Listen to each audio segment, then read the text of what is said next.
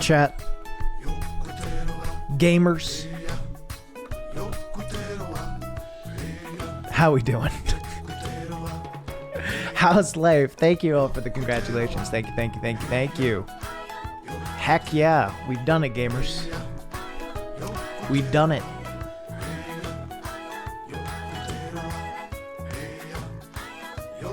How about me? I'm doing well. I'm doing well today. You said how we doing? We gaming now, gamers assemble. Oh, goodness. Goodness gracious. What a weird thing. What a weird life. Homesick today. Hell yeah. Well, I mean, not hell yeah, but... I'm glad you're here, Alex. Chat, if you listen very... My music's a little loud, I think. Chat, do you hear that sound in the background? That's not music? The answer is no. Because I think I fixed my fan issue. My computer's so quiet now.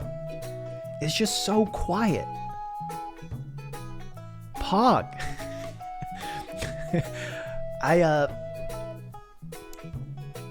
Plans, delete the channel. That's the next move.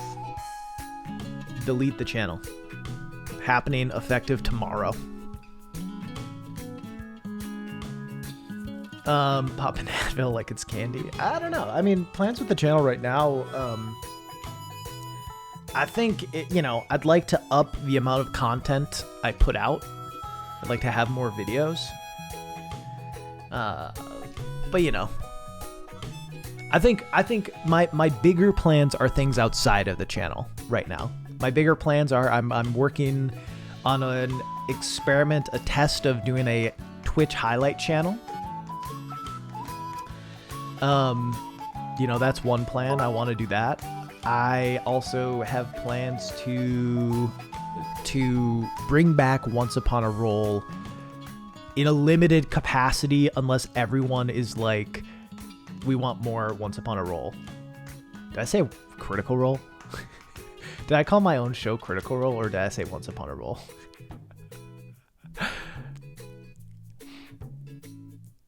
Hello, Pug Guy.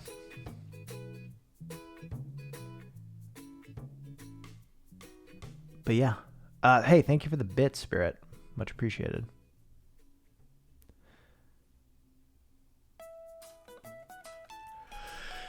Yeah. I said it right. Good. But yeah. Like, I've talked about it on stream before. There are these things that I think if I can get enough of the stuff out there, whether it be stream highlights or Once Upon a Roll, it can at least make its money back, so that I'm not just like losing money every time I pursue a new project. And that's my goal, is to expand what I do without going broke. So that's my plan on extending stuff right now. I have plans for the channel in terms of videos I want to make. Lots of cool stuff in that regard. Vulcan, thank you. Blackro, thank you. I appreciate that. Noise on my system's always concerning, so close to the mic. Thankfully, it doesn't pick it up.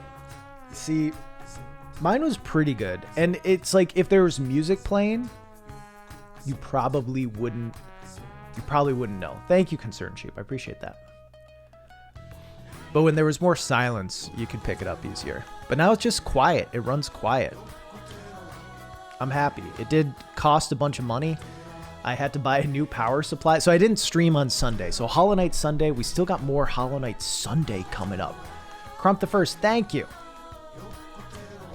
That Vanilla, thank you. Did I already say thanks, Concerned Sheep? Thank you.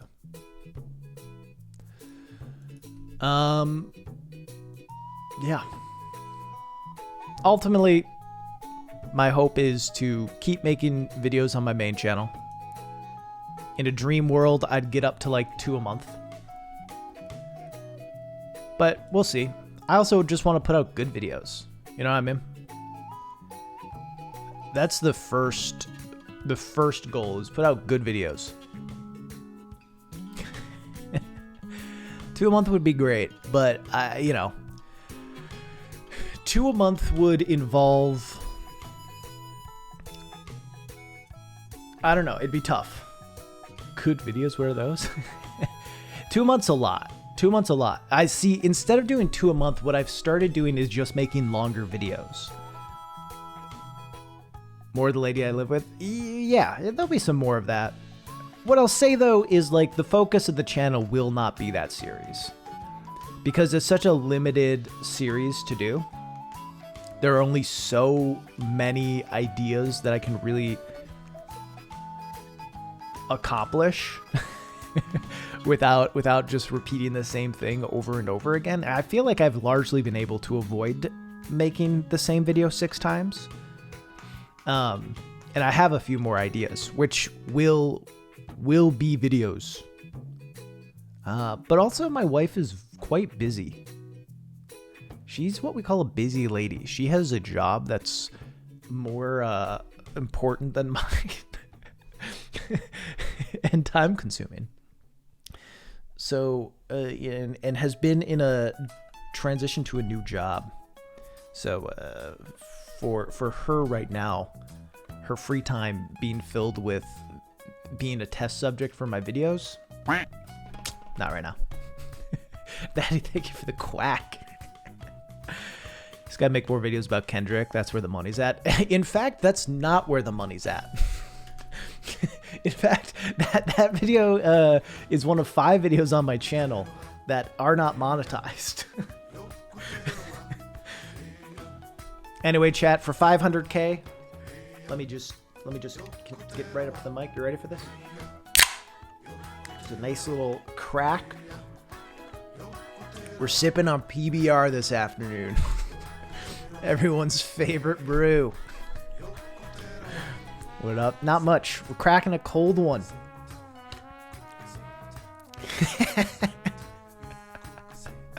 Cracking a cold one. Is that a cold yoo-hoo I hear? You know it. But yeah, lots of plans for the future of the channel and side things. Will stuff change right now? No. Probably bears, right? Would I like to put out more videos on Rasputin? Yeah. Will I? We'll see. I don't want to get burnt out is the other thing. I think there's this weird thing that happens in life. I shouldn't use all my insightful stuff in the first 10 minutes when not all of them, like when people are still showing up. Maybe I should ease it back. Here's the thing in life. Ambition is endless, right? Ambition can be endless. If I let myself keep rolling forward, I will never stop wanting new stuff. You know? Sorry, I lost track of what I was saying. Like, ambition is endless, is what I'm trying to say. And your expectations change every time you hit a new goal, right? Like, if I put out a video that only got 20K views, I would hurt. That would hurt me. And that's ridiculous. There was a time where like, it's all about perspective. And now my perspective has moved to a point where, like, for my brain to work, I need new thing. I need new big number. And you can live in that world, right? You can keep trying to chase that. And you know, I'm not saying I don't want to hit bigger number, but I'm trying to learn to, like, be pretty content with what I have, which is an audience who watches and likes my stuff and a way to make an income that is, like, good enough to live off of, without trying to constantly cater to my ambition and get burnt out. Like, that's the balance. Because I do want to expand what I'm doing because I like different things. But if I try to jump into 2 videos a month I'm gonna lose it if I'm not set up in the right way. You know? Acquire more or desire less. But here's the thing. I don't think that you can ever acquire enough. Kavo, thank you for the tier 2 sub. Much appreciated. I don't think you can ever acquire enough. Thank you, Ashen. I appreciate you. I appreciate you watching the videos and the kind words. If you keep trying to go for the big thing, you'll never feel good. The reason I know that... Above Thy World, thank you. Thanks for the sub. What even is enough? I don't know. I don't know what enough is. It's a good question.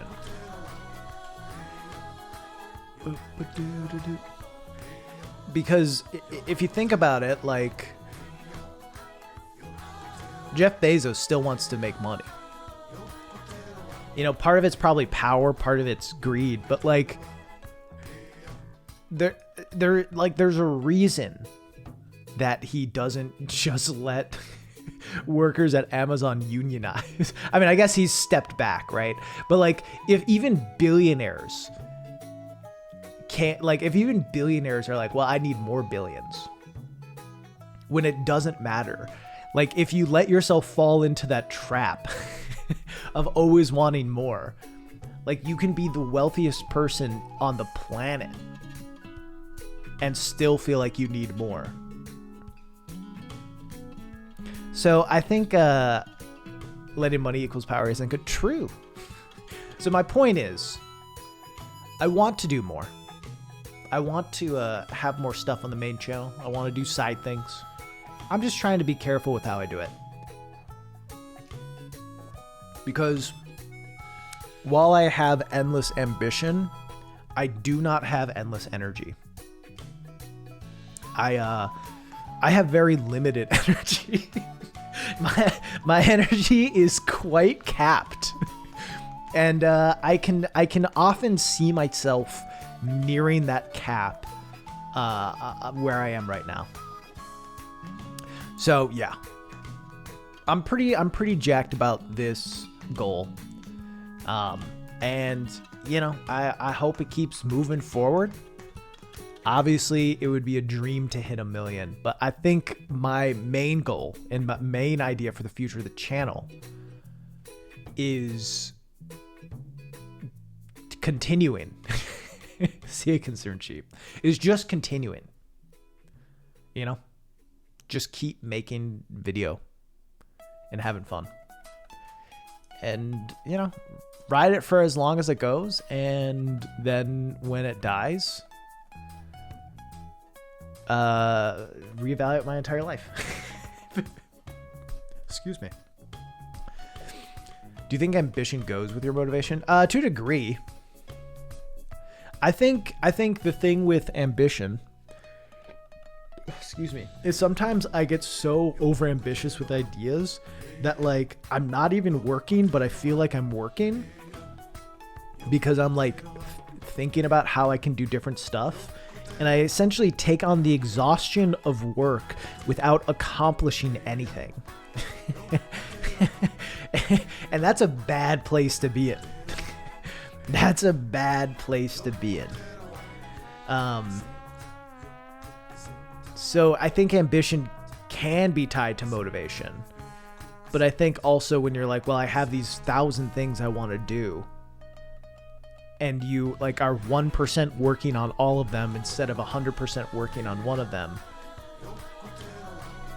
you hit a wall. It's like the Ron Swanson thing, right? Don't half-ass 2 things, whole-ass 1 thing. Not to say you can't extend to other things, but if you spread yourself too thin, you're never going to get any shit done. If PewDiePie, Donkey, H3H3, and many, many others can ride the wave for 10 plus years, yeah, maybe. Those are all very personality-based creators, though. I'm less personality-based, but you know, I'm happy to run it for as long as I want. Absolutely surreal to see how quickly your channel has exploded in the last year. Super excited for you. Thank you, Sage. I appreciate that. Yeah, it has been wild. The last like year and a half has been wild. Yeah. I mean, I've been making YouTube videos for like 7.5 years. And yeah, I've jumped from, I think it was end of September 2019. I was around 64K subs, which was a lot. That was a ton. And now, yeah, 500K, which is wild and awesome. And weird. Very, very, very fortunate, very lucky, and very blessed to have had the help of a lot of fucking people push me to keep making stuff and help me have ideas and help me make sure work gets done on time, whether they're editing stuff or, I mean, mostly editing stuff or doing art. How many subs did I gain in 2020? Like 200,000, I think. How long did it take you? Oh, I saw this here. I can find it. YouTube has a thing. It took a while. It took me a while.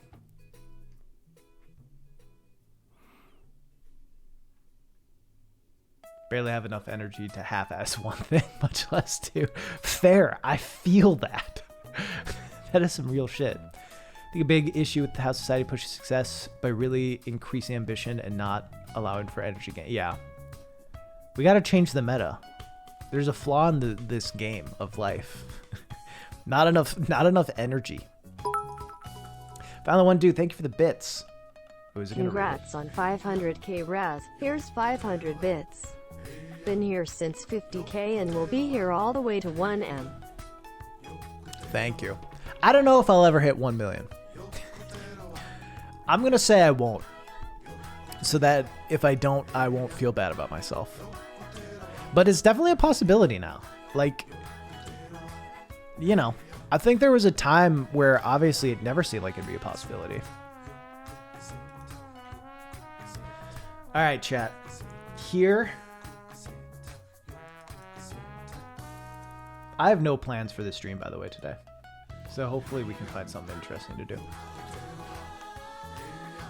Halfway. I mean, I just need to do this again, and I have a much better base than I did for the first 500K. So it's possible. What do you think about Mark Brown from Game Maker's Toolkit? I think the way you analyze and talk about a game is kind of similar. Just video essays. I love Mark Brown, though. Smart dude. Has a lot of great videos. I don't know. He's kind of the standard for video game video essays. Been awesome watching you come. Thank you, Alec. I appreciate it. I mean, it's been weird, and it's definitely something I didn't think would happen. All right. Let's move this. Oh, wrong thing. Let me move chat. Sorry, I got up. All right. So this is my lifetime sub tracker. See you, Spirit. Frank, thank you for the sub. Have I missed any subs or anything? If I have, I'm sorry.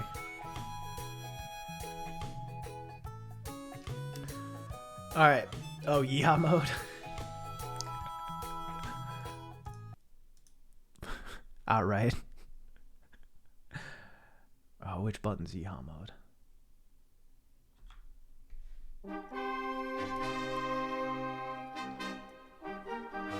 Shit.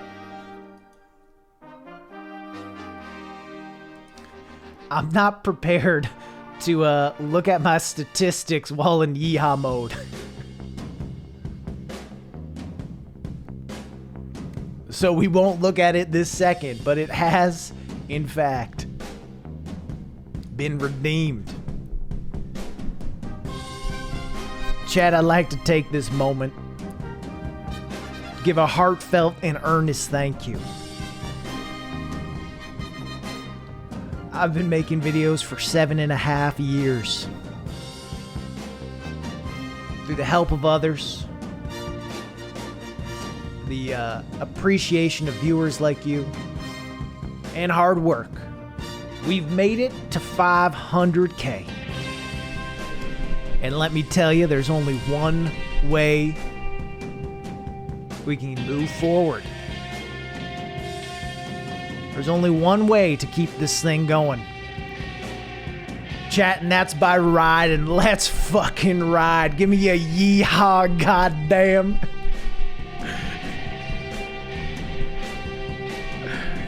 Only one way to get to 1 million, folks. Let's fucking ride. Can I get a yee? And can I get a haw?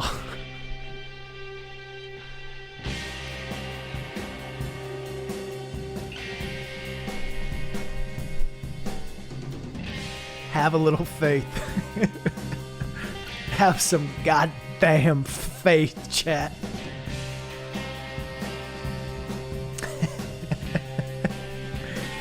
You fucking huh? Got a plan, Arthur. I've got a plan.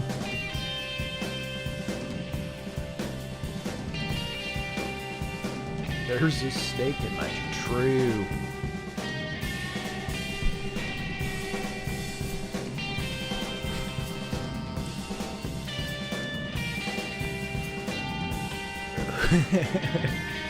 A good question. A good question indeed.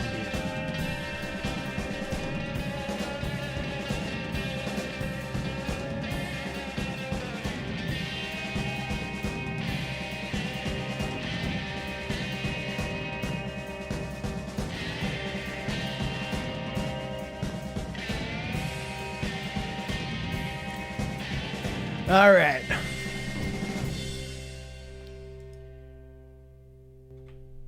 All right. Let me move chat back down. Oh no, let me keep chat up.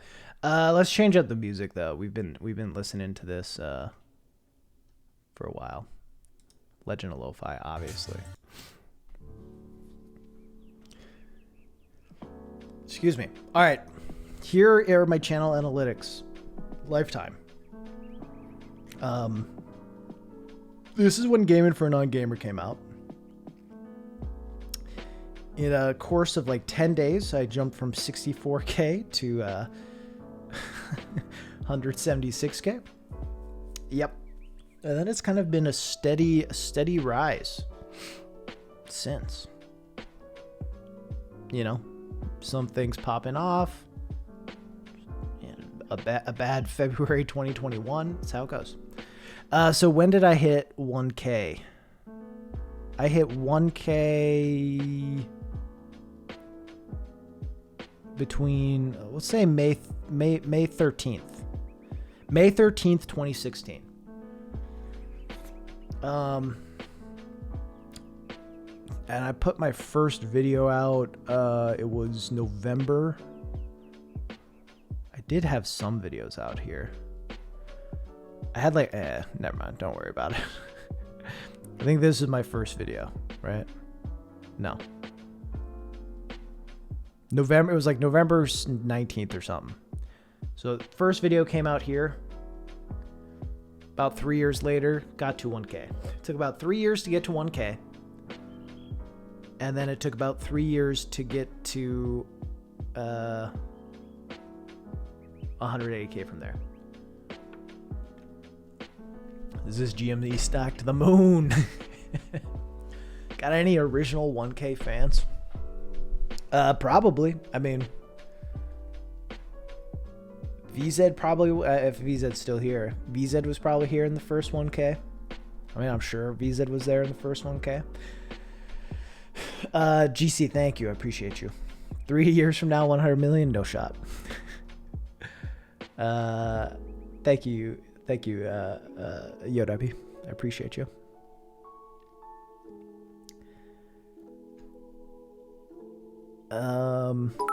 Benny!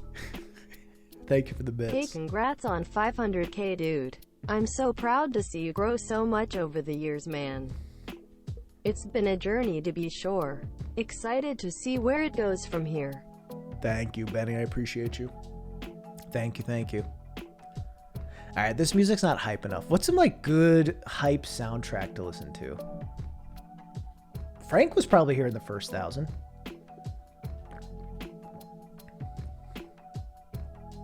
Thank you for the hydrate. Rasputin established his own sovereign nation. Never gonna give you up. Game Chops positive. No, I want something like positive, high energy. Hornet theme is hype. No, not Hornet theme. Here. I need some Mario. No, here's what I want. Here's what I want.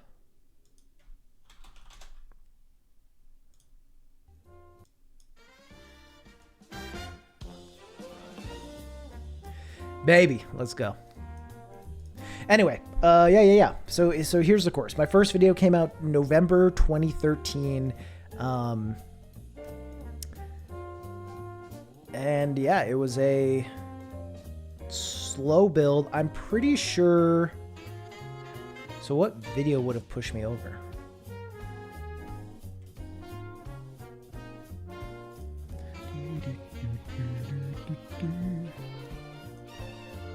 Oh, no. All right.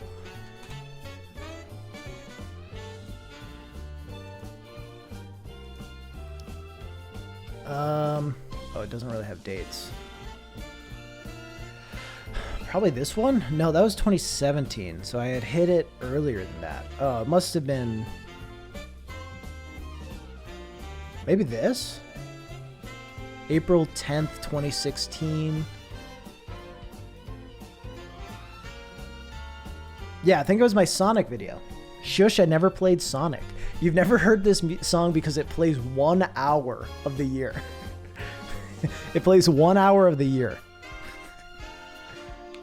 It's pretty bopping though. But yeah, so I put out my Shush, I never played Sonic, which was definitely my most successful Shush.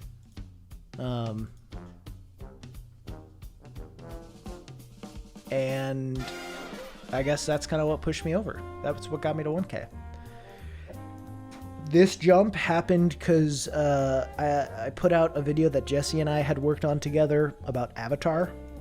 It was my Avatar realistic fantasy.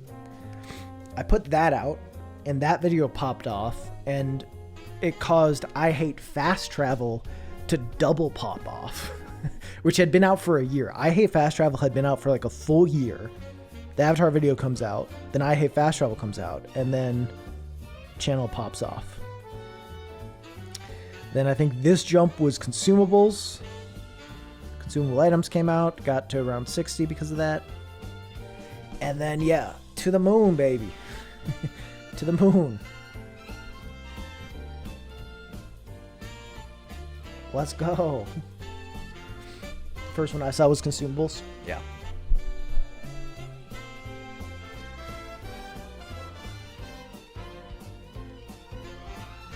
Yeah, pretty cool. I mean, it's weird. Sonic sucks except Adventure 2 Battle. I'd agree. I'm not a Sonic fan.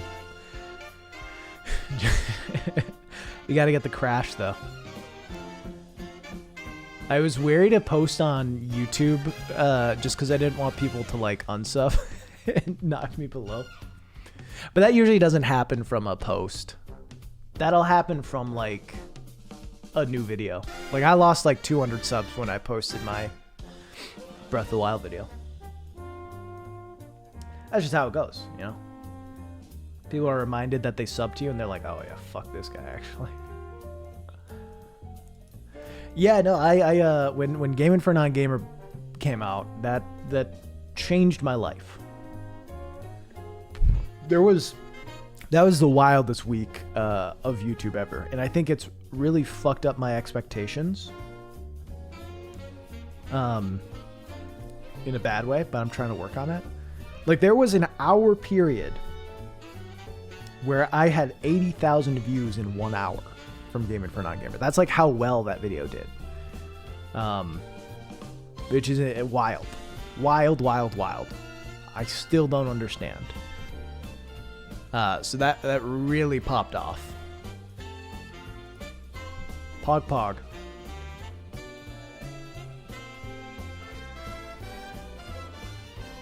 New vid seems, yeah, it's doing real. It got to 1 out of 10, baby. It's my best performing video of the last 10. TC Flint, thank you for the prime. You could have given it to Ludwig, but you gave it to me. I appreciate you.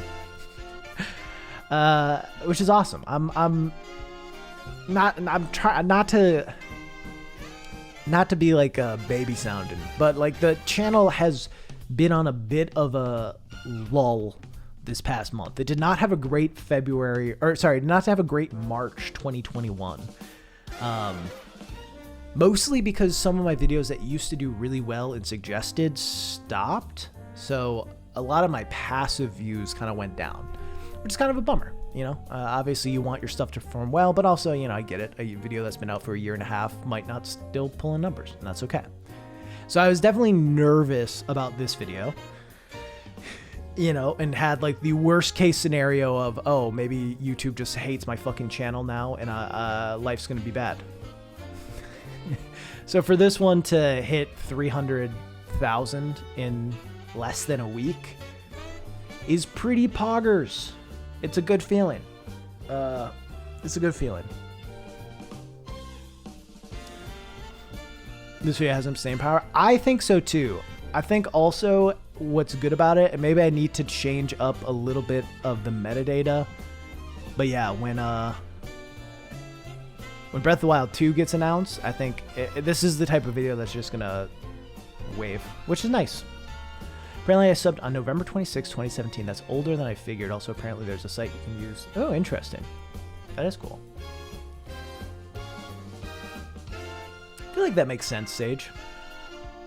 I'm trying to remember the first time I remember interacting with you. Probably 2018. Or maybe 2019. I don't know. Either way, appreciate it. Companies hiring, it's like hell on earth. You'll hate it. Thank you. You can post the link, Sage. Swedish Way, thank you for the sub. Splishy Splash, thank you. You don't have to post the link, but if you'd like to, you can. I won't ban you. YouTube doesn't recommend your videos to me. That sucks. When do we get to 500k followers on Twitch? Good question. Kelly Merlin subbed yesterday. Well, thank you. Appreciate you. Never, dude. I would be through the roof if I hit. I mean, I'm not even at 10k. If I ever hit 50k followers on Twitch, I'd be through the roof on that. That would be very good. Push I hate fast travel. Well, we'll take it. Second Dan Twitch. Heck yeah. Let's make it happen, chat. Yeah, I mean, I'm doing some stuff to try to push Twitch a little more. Joey Afflin, thank you for the prime. ABC, thank you for hanging out. Have a good day. 500k on Twitch is a ton. That's why 50k, that would be amazing. I think 50k, like roughly, because you know I'm near 10k and I average like between 90 and 110 viewers. So let's just say 100. So if I had 50k, I'd be around 500. I think that'd be a really good level for me, where I can still interact with chat really well, and all that shit. Gangsta Face, thank you for the tier 1. Much love, brother. Much love. My back hurts. I got a new chair, chat, and my back's been better. But it does hurt right now. I spent way too much money on a chair that's like actually 15 years old. But it's such good quality that they stay good forever. It looks new, but it's old. Missing a lot of streams. Really happy to be one of the first people I watch on Twitch pop off and make pod content. Thank you. I appreciate that.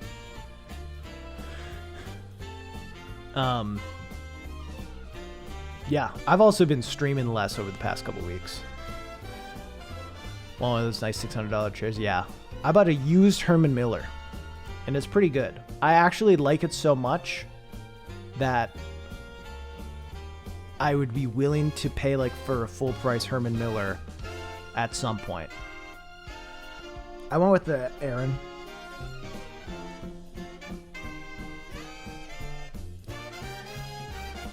Glad you made 500,000 subs on YouTube. Love your content. Enjoy watching it. Hope more people will be exposed to your channel in the future. Hey, thank you. I appreciate it. I hope so too.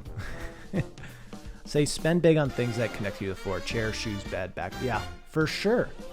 It's been nice. So my other chair was like comfy to like lounge in, but it was bad for working as an office chair. And I would have a lot of like kind of back pain and not be able to sit for a long period. And I am still getting used to this chair as like it has a mesh seat, which I'm not fully used to sitting on, but it has gotten better each day I've sat on it. Yeah. Dead Darth Vader, thank you. I appreciate that. I'm feeling good, chat. I like, obviously cool to hit a goal. Happy the video's doing well. Have ideas for future stuff I'm working on. New chair, new me. And I fixed my PC so that it's not so fucking loud all the time. Like, you can barely hear it. You can barely hear it. Congrats on the 500K. Love all your stuff. When will there be a new video? There just was a new video out, Open Locket. God damn. God damn. October 1st. Oh, so a gaming for a non-gamer for sure there. I have thought about a standing desk jack. So I got one for my birthday, but it didn't fit my desk. Like, it was too big to actually fit on my desk. Because it was one of those that you put on top. Scarlar, thank you for the 5 gifties. Much appreciated. It was too big. And if I went with a smaller one, I wouldn't have been able to put both my monitors on it. And I like my desk. I have like a L-shaped desk, and I like it a lot. So I don't want to change out my desk. I have seen some like L-shaped desks that are full standing desks. I'm just not ready to drop that kind of squeeze yet. Do not have the money.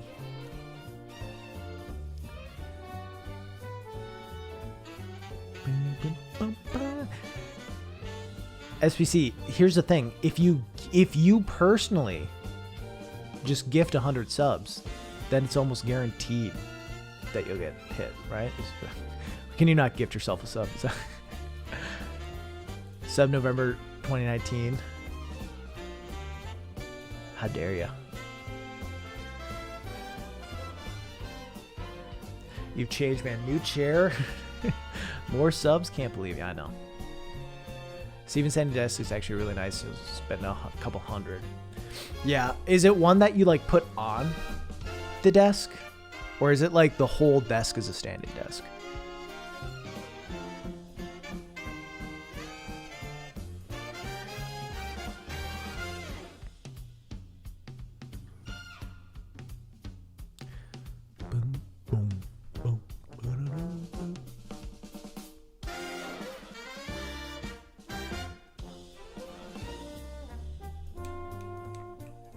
Evan, thank you for the 5 gifted.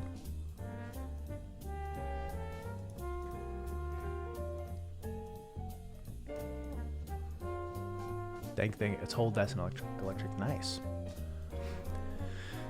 Is it big? Because I like a big desk. I like me a big desk.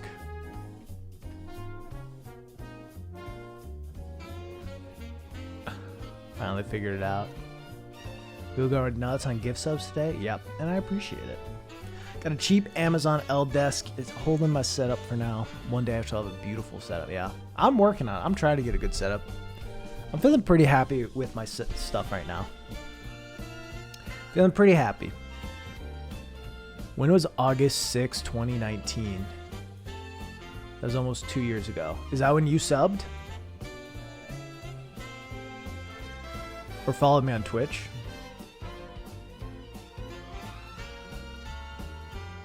Or subbed. So what video would that have been?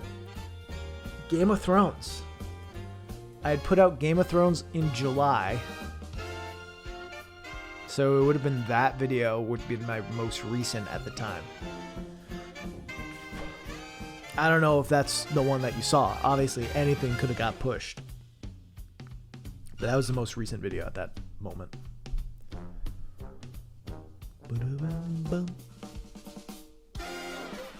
Not 2019. 2017.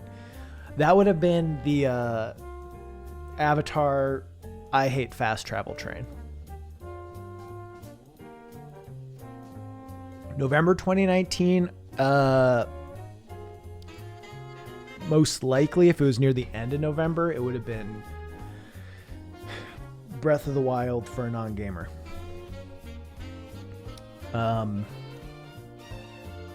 Yeah, Breath of the Wild for a non-gamer.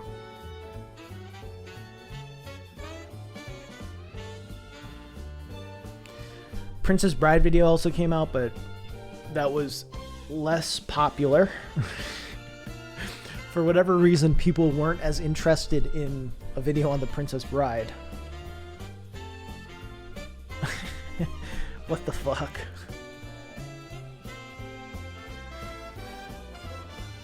So do YouTube literally a week ago after I watched a few of your Game of Thrones. Well, hey, thank you. Appreciate that.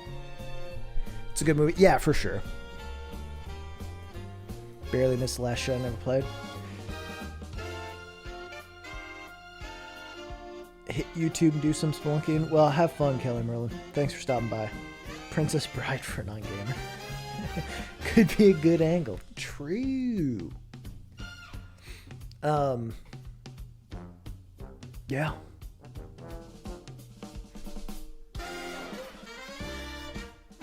Wife's favorite movie. Yeah, I mean, it's a great video. Like, I think it's a great video. I like what I wrote on it. Jesse Grasha, who did the editing for it, killed it, did a great job.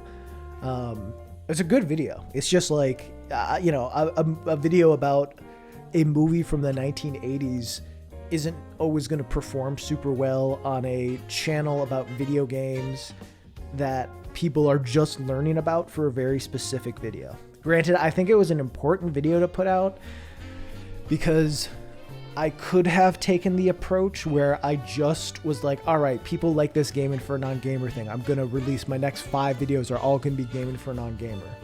I could have done that. And if I had done that, I think my channel would be fucked. I think my channel would be fucked. Because I think I would have created this expectation that that's what I'm doing, and I would have run out of ideas to keep making videos about.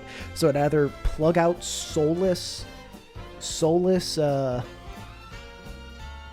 that aren't actually saying new things, or just had nothing to do and then tried to incorporate my typical content and been screwed.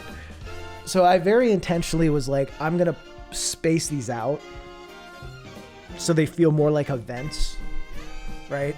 I want them to feel like events. Every time a new Gaming for a Non-Gamer comes out, I want people to be like, yes. You know? Cool. A new Gaming for a Non-Gamer. I mean, granted, I want every video I put out to feel a little bit like an event, but especially that's where Gaming for a Non-Gamer sits. Is, yeah. As a event. Jesse so kind to reach out to me last year about advice with editing. He just gave me the best script feedback I've ever received. Nice. Dude is a talented guy who cares a lot. Cares a lot about good quality shit and is smart with it.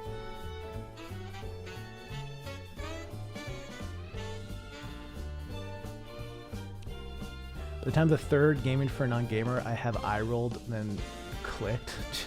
Well, thanks. You can just leave that thing to yourself. You don't need to tell me shit like that.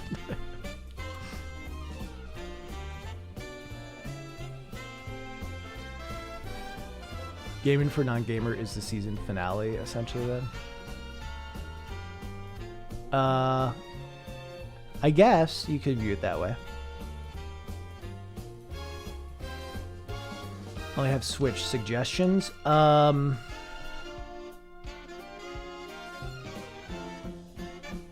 Lots of good indie games on Switch. Hollow Knight Pog. I mean, obviously the big Nintendo game's good, but like, yeah, Hollow Knight would be a big suggestion. Yoku's Island Express would be a big suggestion. Snake Pass is on there, which is good. Hades is on there, which is good. Outer Wilds is coming, although I really don't know that I can recommend playing Outer Wilds on Switch. But if it's all you have, I guess do it, because it's better to have played Outer Wilds than not.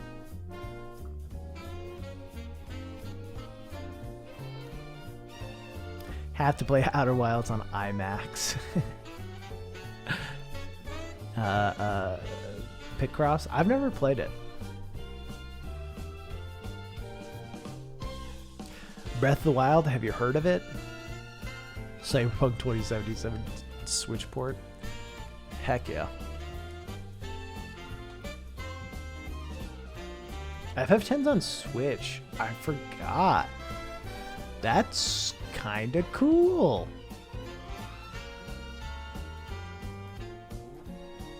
FF10's a good game. FF10 is quite good.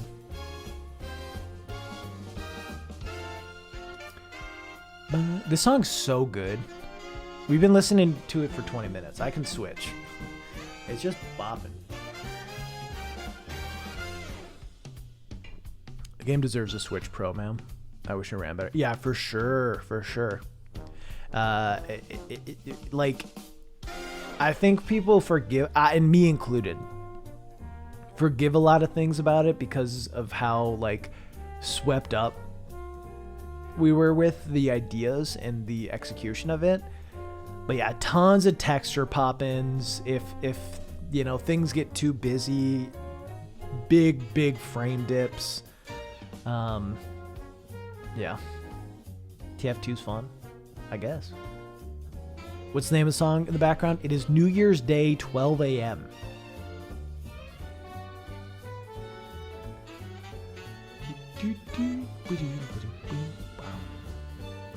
I feel like playing Outer Wilds handheld would lose some stuff.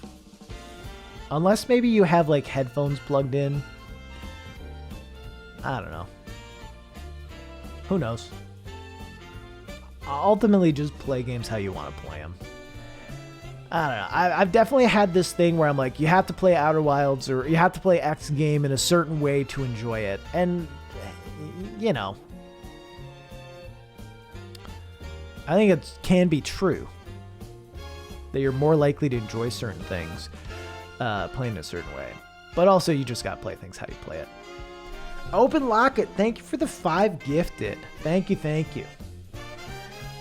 Bobbers, I'm doing well. Today's a pretty good day. What controller do you like the most? It's interesting. I really like how the Switch Pro controller feels. I will say I started... I was fiending for some Hollow Knight between last week and this week, and then I didn't even get to play on Sunday because I had to fix my PC. I was fiending for some Hollow Knight, so I booted up my Switch version of Hollow Knight. I booted up my Switch version of Hollow Knight and was like, all right, I'm gonna go defeat the ghost bosses and go do Path of Pain because that sounds fun. And yeah, I do that. I'm on Path of Pain, did White Palace, and it was hard. I was having a lot of trouble with it, even though I had just done Path of Pain like 2 days earlier. And I realized it was the controller. Not that there's anything wrong with the controller, just I was less used to it. So I think like the DualShock 4 currently is my favorite in terms of it is easily the controller that I have used the most. By far. So I think it's my favorite because of that. But I think there are other ones that I like how they feel more, and I just need to use them. Sorry you're late. No, never need to be sorry. Insert Gatsby meme or whatever Baby Grinch. Baby Grinch doing the Gatsby. That's the move. That's the move. See you, Spirit. Have a good one. Yeah, I want to get a PS5 and PS5 controller. They seem pretty dope. I'll tell you something. Your videos made me realize that I want to become a game designer. Hell yeah! And thanks to that, now I'm working as an intern at the biggest company of my country. Whoa! Thank you for the passion you put in your videos. Hey, Bobbers. Fuck yeah. Congratulations on the internship, and I hope it goes well. I hope you learn a lot, and I hope you have a good time getting into the industry and get into a place in the industry that's healthy, because sometimes it can be tough. But yeah, awesome. I'm glad I acted as an inspiration. Xbox has conditioned me to hate anything with offset sticks. Fair. Most people don't know this, but it is canon that under Raz's paper bag there's a Nintendo Switch Labo VR headset. Hey, Skeleton Man. So will you be doing my challenge on Thursday or next week? I have some other challenges I still have to get to first, I believe. I will let you know, though. It will not be this Thursday. I can say that. It will not be this Thursday.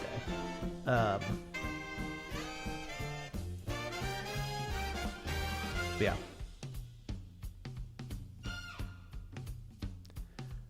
I just got a really nice comment. Oh my god. Sorry. I just got a comment from someone who posted on Once Upon a Roll telling me they know it's on hiatus and they know that the Patreon's on hiatus, but they signed up anyway to show that they want more. That's fucking so wholesome and heartwarming. Shit, sorry. Anyway, throwback, fan of the GameCube. GameCube controller is great. PlayStation controllers for me, small compared. I have the Baby Grinch cats. So I'm so behind in chat. To start Hollow Knight, is it supposed to be so difficult? Yes. It's got a learning curve, Crimson. And once you get past that, I think you'll really, really like it. Do you like Pokemon? Used to. But I feel like I've grown out of it. A lot of interns get promoted to full positions. The game does suit. They press the bosses, so keep going. Hell yeah. Best of luck. Yeah, I got some other challenges. I'm so far behind. I gotta figure it out. I gotta be better. When we get another stimmy, I want to buy more clothes. I don't know, man. Hopefully soon. Why people happy? Stimmy check. Gaysep, thank you for the sub. Only controller I use? Atari. Yeah, do I like Pokemon? Used to. I used to. But, you know. It feels like they've continued to push to the same age demographic for the games instead of growing with the audience who first fell in love with them. And yeah, that's not necessarily a bad thing, you know? But it seems like the games are staying as simplistic or even getting more simple and not really evolving in a lot of interesting ways. So it's just not necessarily made for me. And it's been hard for me to get into it. Except for the new open world Pokemon that looks like dog shit, I think you just answered your question with your question. This game I love on paper, but the way I want to engage with them doesn't, fit my life more. Big agree. Not scratching the itch. Bought the DLC last week. Don't like it. I haven't gotten a new Pokemon game for a while. Axiom, thank you for the sub. It's just improved graphics. Yeah. I feel like they made it more simple in some ways, but more complex in some ways, but it's stuff that's only relevant for hardcore fans. Or yeah. Fair enough. I'm a sucker. I will continue to buy Pokemon games for release price and then get frustrated. Hey, you do you. Isala, how you doing? Thanks for the follow. All right, we gotta get some new music. What's 11 p.m.? Nah, I don't like this. What's this? Pretty good. Not exactly the vibe.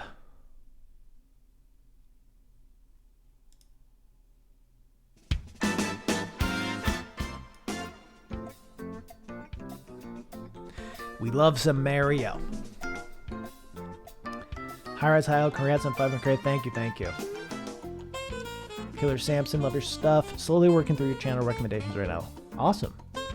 Thanks for giving mine a break from final year assignments. Hey, anything to help. Just put on some big band swing. Are there older video subjects you've significantly changed your mind about? Oh, sorry, this isn't working for me. It's a little too energetic. Let's go here.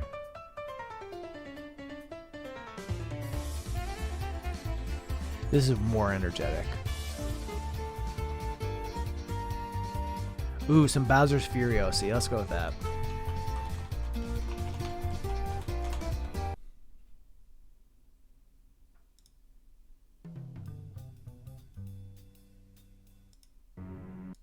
What's a good track from it?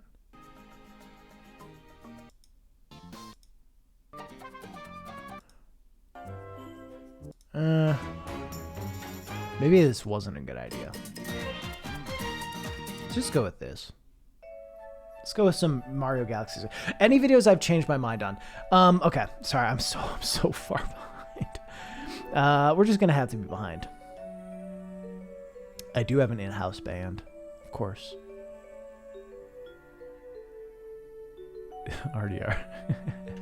Anyway, see you, Scarlar. Thanks for hanging. Thanks for the gifted. I think slight changes in certain opinions I've had. And I think also just changes in how I would present stuff. For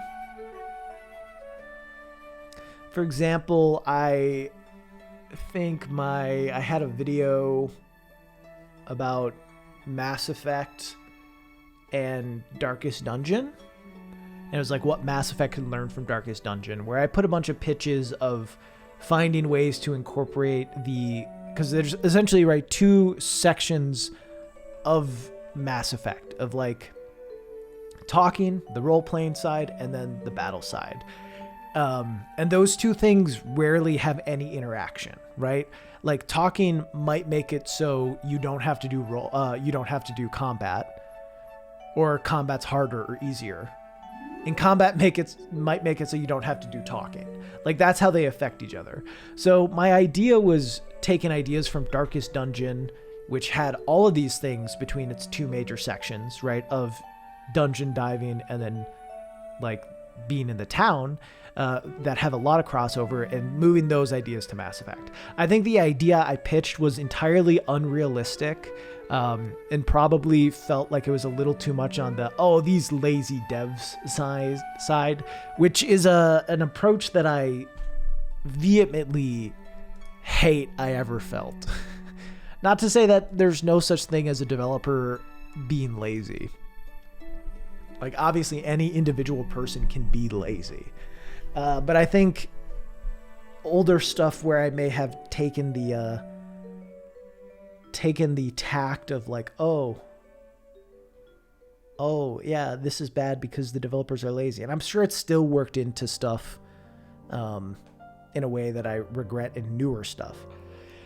But usually the answer is not that developers are lazy. Usually the answer is that things were play tested in a certain way, which is why they moved through, or the answer is that publishers said, hey, your game needs to come out now. And developers needed a solution for something, and it's not really lazy to come up with a quick, flawed solution that you need to have, otherwise your game doesn't work. The sound keeps cutting off, like my talking.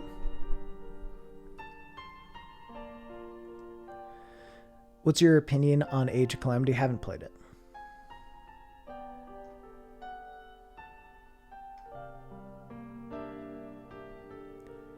Yeah, it might just be your connection, unfortunately.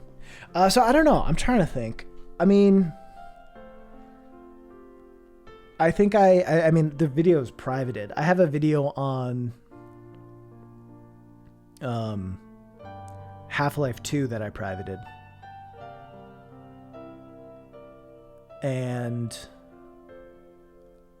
really, it's just the only thing I disagree with in that video was I mean, I played it on console and made some comments about the controls that people did not like.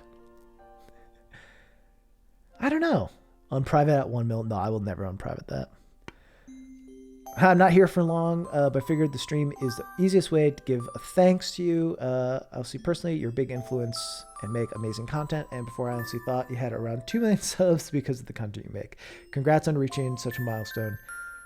Baby brother says hi to the man with the bag on his head. Thank you so much for the kind words. I appreciate you. I appreciate you.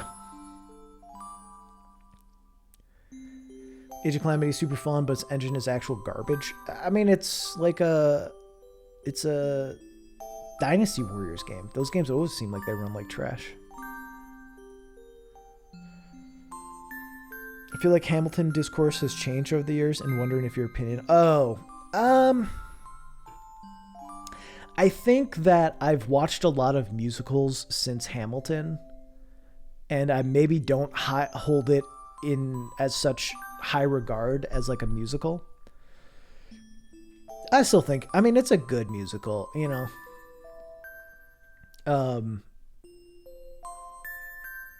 It might try to do a little too much with like holding the founding fathers accountable while not actually doing that at all. But then like they'll talk about it and be like, hey, yeah, we tried to address these things, but then they didn't, you know. It's always tough. Anything like that is going to be tough when you're working with figures from hundreds of years ago who did just some terrible fucking things.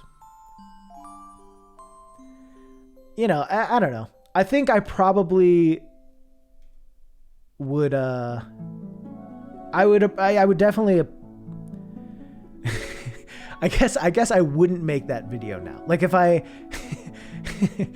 I wouldn't make that video now. If that makes sense. Granted, Hamilton's a lot less popular than it was when I made it.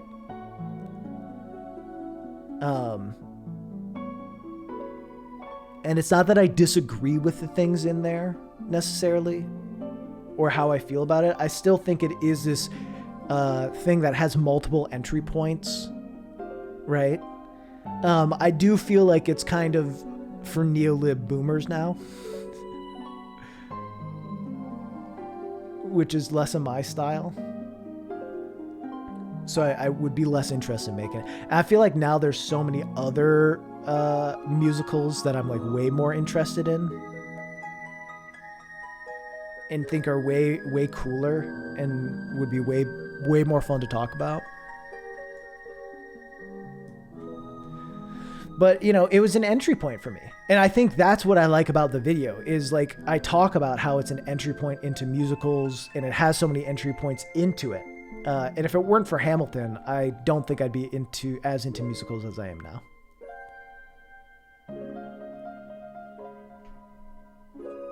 I have not watched Carmen. It's a gateway musical, yeah. Have no plans to play Katana Zero, no. Kind of hoping for a powerful Nintendo console eventually.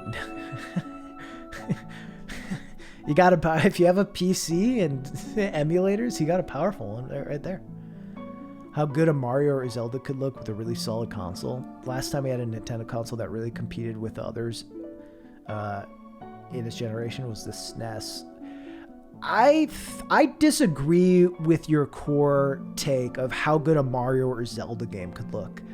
Because I'll be honest, I don't look at Odyssey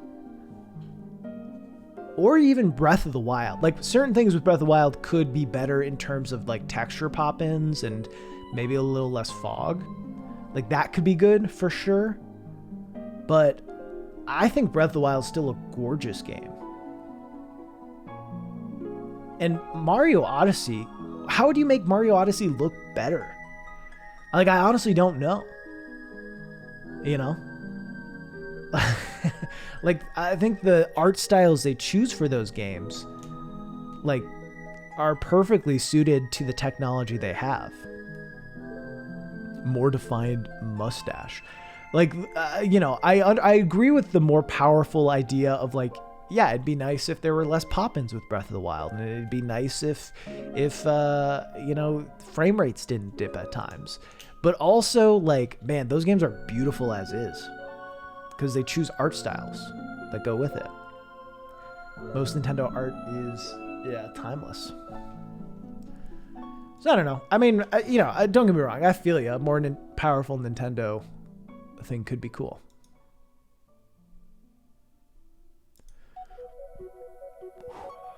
Excuse me.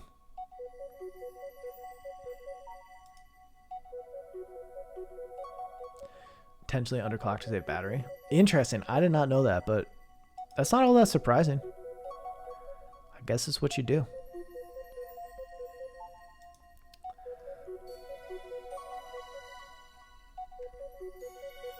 Guess it's what you do. Alright, chat. I gotta urinate. You're not allowed to go anywhere, though. Unless you have to urinate as well. I'll be right back. BRB.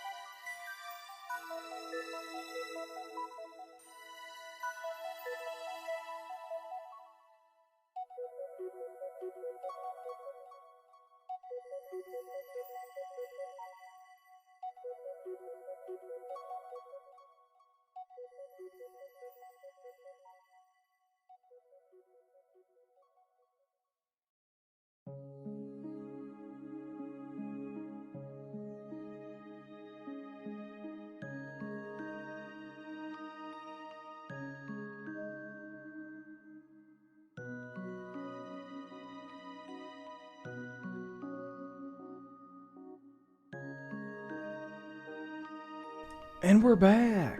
All right. Raz comes back. Let's make him a surprise. We could just say pranked. Do you guys put a whoopee cushion on here? Did you put a whoopee cushion?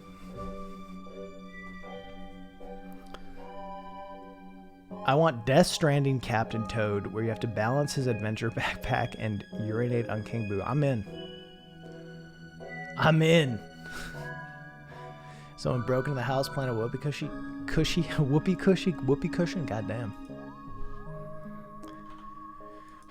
Well, chat. I've been playing video games lately. Do you know? I've been playing video games. I play them sometimes. And some of them are good. I've been playing some actually good video games.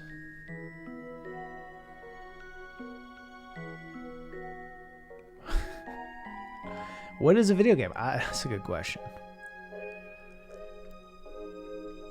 That is a good question. It's a thing you play. They're okay. Alright, stop spamming. Stop. Stop, I'm back. You're not allowed to make jokes anymore.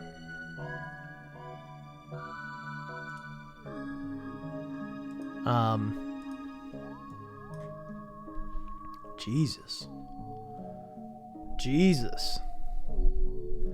Anyway, I've been playing video games. I've been playing 2 games. Okay, I've been playing 3 games. I started Horizon Zero Dawn. And then for whatever reason, my computer messed up and like here, let me show you. I was trying to here. I was trying to just play the stupid fucking game. And my capture card just lost its mind. I really don't know what the deal is. And I hope it's not a consistent issue because it would really affect my life and job.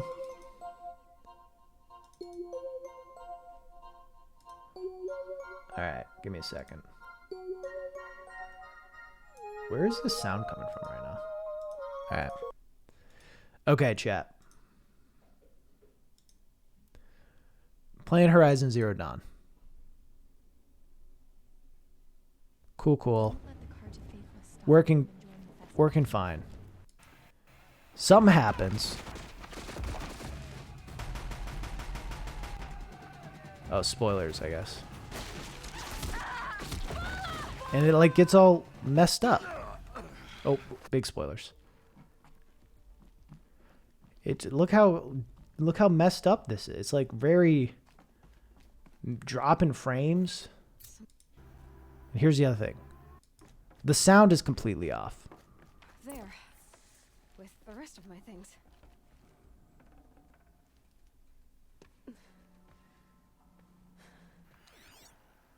The sound's off. So I stopped playing Horizon Zero Dawn. Not necessarily because the game was bad, but because my ability to capture it was bad. So, also the game's kind of bad. Try playing it with VLC. See, the thing is, it has consistent issues. It's the capture. It is not the default movie player. I put it into Premiere and it still got messed up. Like Horizon Zero frames, am I right? I mean, I can do some more tests, but it was messed up when I put it in Premiere. I did PC surgery. So here's the thing. I think part of it is that the Elgato, like, you know, you gotta have good CPU temps. I think the Elgato was heating up my unit too much. So my CPU was getting mad at me. Thanks, Pine. Appreciate you. And what I learned was my power supply fan wasn't turning on. So that was one thing. I had a bad heatsink because I had the stock heatsink and it wasn't doing very good. And my power supply fan wasn't turning on. So it would pretty much just push heat up into my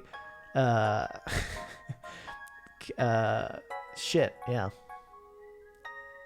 Doesn't use $3,000 capture hardware. What an idiot. What an idiot.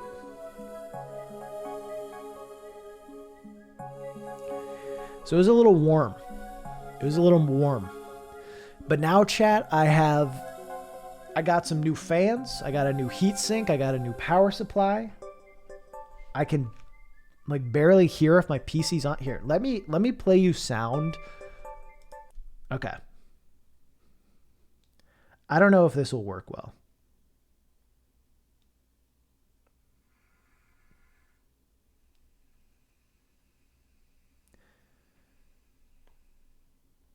This is what my PC sounds like right now.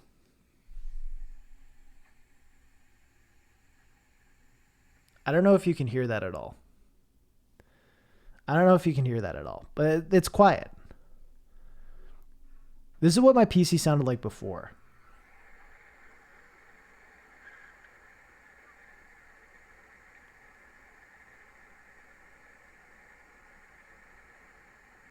I don't know how well my mic picks it up here, but that's how loud it was before.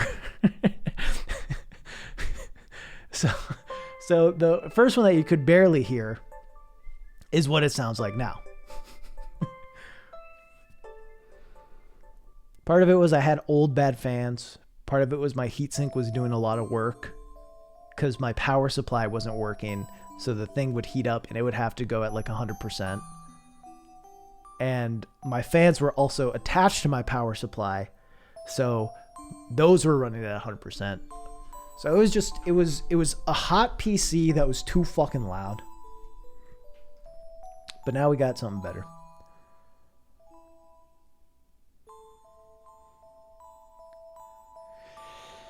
Computer, I have a NVIDIA 1060 or whatever.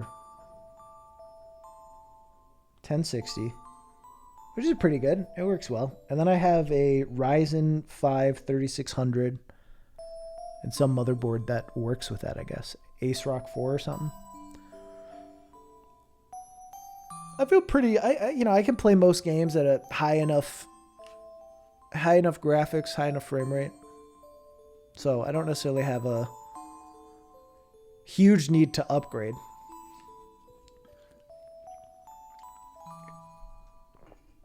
But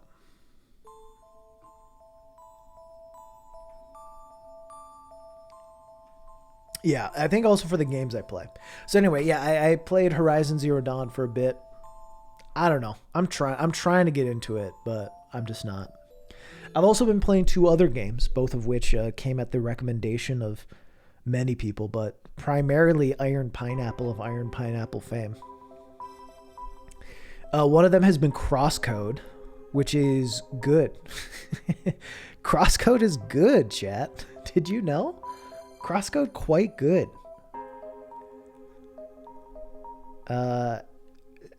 Smart game, good game design. Some grindy stuff that I could maybe do without, but it's also not necessary, you know?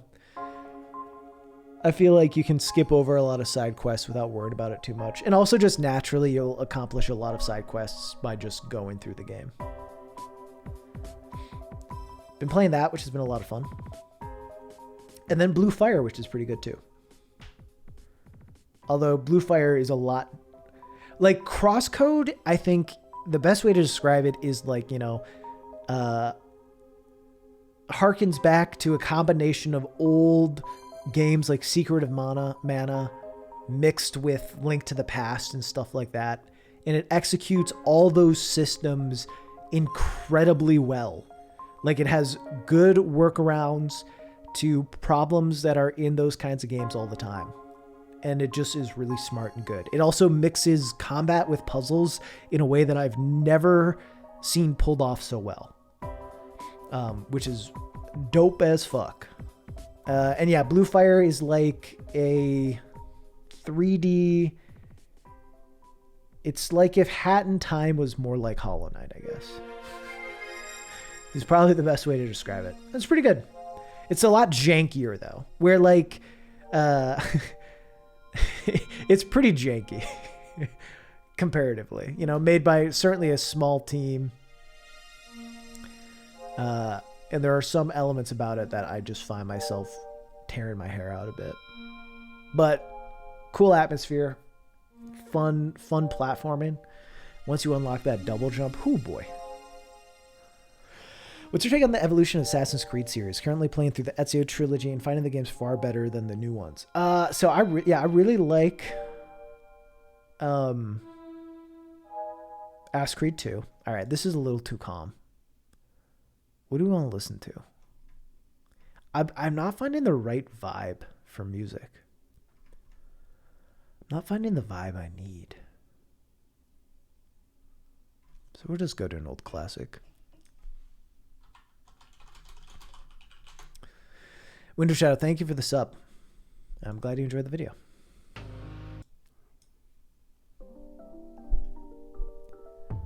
I forgot what I was saying. Oh, Assassin's Creed. Yeah, I like Assassin's Creed 2. I thought the ending of Assassin's Creed 2 was interesting, where like the ghost thing, spoilers, talks like directly to the player slash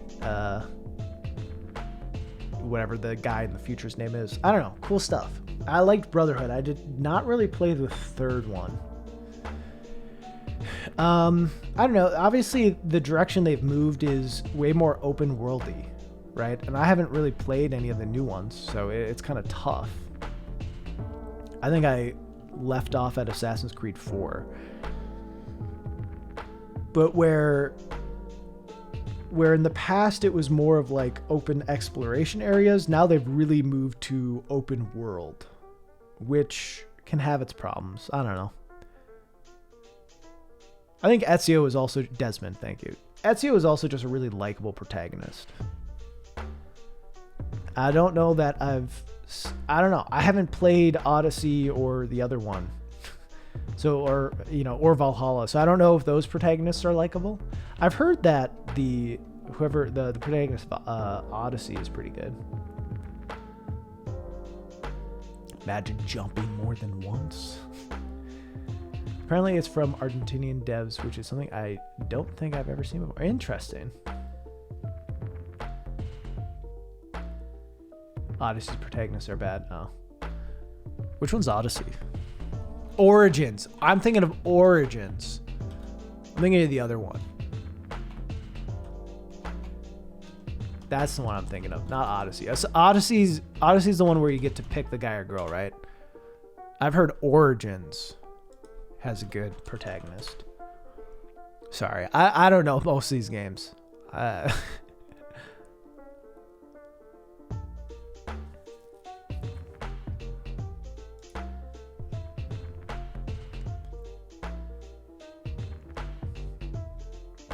Liked Odyssey quite a bit, but then they get to the main part of the game after spending a full game's length time in the opening area.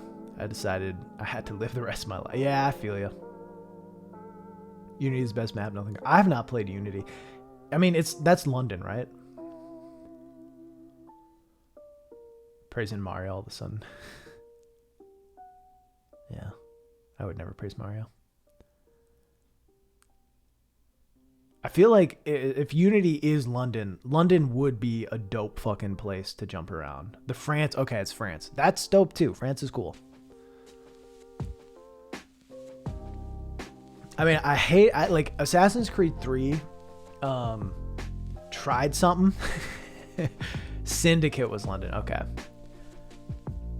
So let me tell you my opinion on the direction of Assassin's Creed. Let me revisit that question. I have no fucking idea. The last game I played all the way through is Assassin's Creed 3. Clearly, I have no idea what the series has done. So it is what it is. I did not like the direction 3 was heading. Or 3 headed. I really, like, there were aspects of 4 that I was like, it's kind of cool that you're a pirate, but it's also Assassin's Creed, so it feels weird. Like the 2 directions that game pulled you. And that's when I quit. And I don't think I'll ever go back. But maybe. If I do, it'll be Origins. I'll try Origins. London streets too wide to jump across. Are they? Couldn't they just fake them? Just make the streets smaller? If they are in the game, though, that's lame. But yeah, 3, I thought I would like a non-city based Assassin's Creed game, but I really didn't. Even though I did platinum that game, so, you know. It is what it is. Just saw your YouTube community post. Congratulations on 500K. Thank you. I appreciate that. They make the game like a place. They can't change it at all to match the game. Street size must be exact to the pixel. Why? Cap. Fucking cap.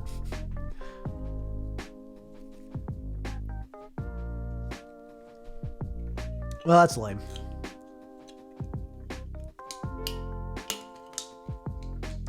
That's lame that they didn't just make it smaller.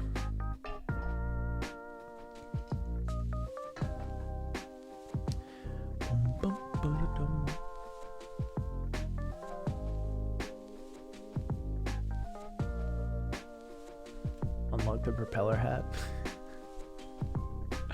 60% of buildings have interiors. That's pretty wild.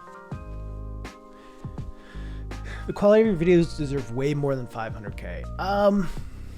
I don't know. I don't think so. 500K is a lot. You know. It's tough. I mean, there's plenty of channels with 1K subs that put out higher quality work than I do. I don't know. And they certainly deserve more too. I don't know. I'm pretty happy with where I'm at. I don't think I released, like, there's always going to be gives and takes, right? Here's a good example.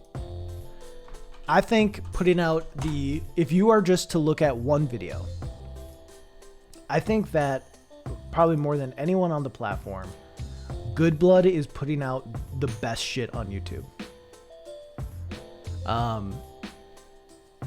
I think this Ocarina of Time video is amazing, and this God of War video is just so fucking good. Right? The issue is, granted, he works a full-time job outside of it. The issue is, though, to get to the quality of work that these get to, you either need a big team or you need to take forever to make them. Big team will cost a lot of money and you might not get a return on investment, but you could. And obviously, making them on your own takes for fucking ever. And, you know, he just likes making awesome projects. It's not necessarily what he's aiming to fully do for a living, at least to my understanding. It's one of the things that's part of his life, right?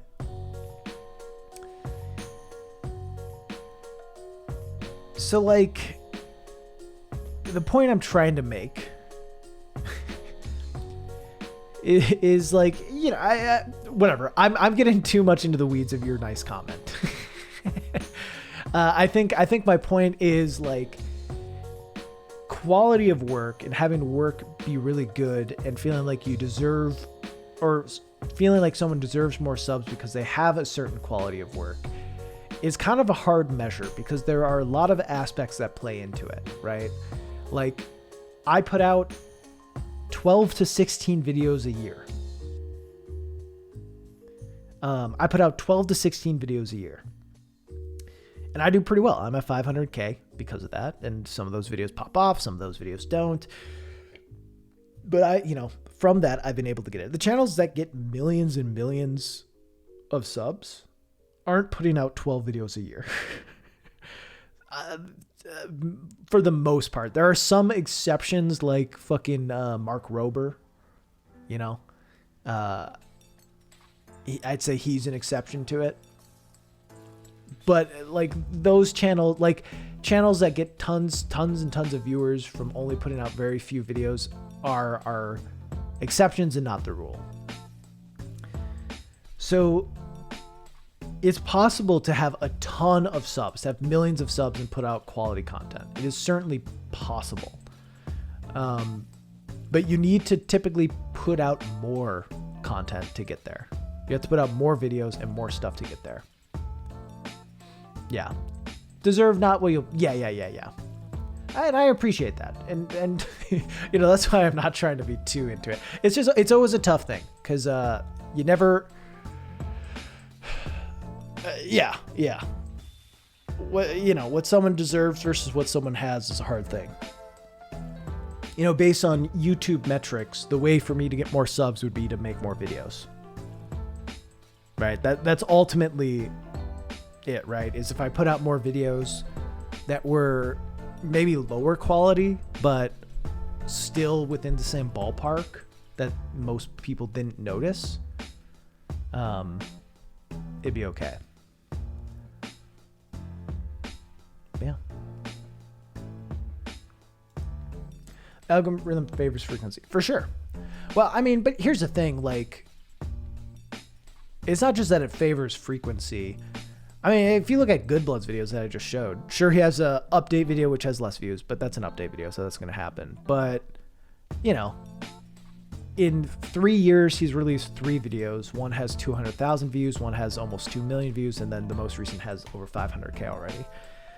Like, his videos do really well because they're really good, and people are still subbed to him and stay subbed to him because they're like, oh, I like what you do, even if you only do it a few times a year, and that's okay.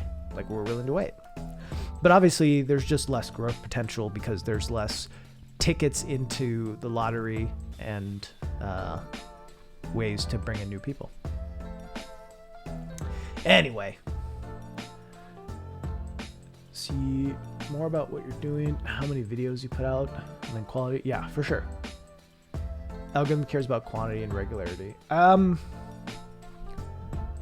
Algorithm cares about minutes watched and how long it keeps people on the site, which often does correlate, yes, with quantity and regularity. LTT does a good job with this. High quality content. 14 up. Who's LTT? Who's LTT? Life hack. But they release videos all the time, you know. Linus Tech Tips. Okay. They have that big of a team? Linus Tech Tips has that big of a team? Holy shit. Yeah, dude, they got it made. Every video gets a few 100,000 views. Damn. Maybe even millions. Anything with Linus in it will get like 2 million.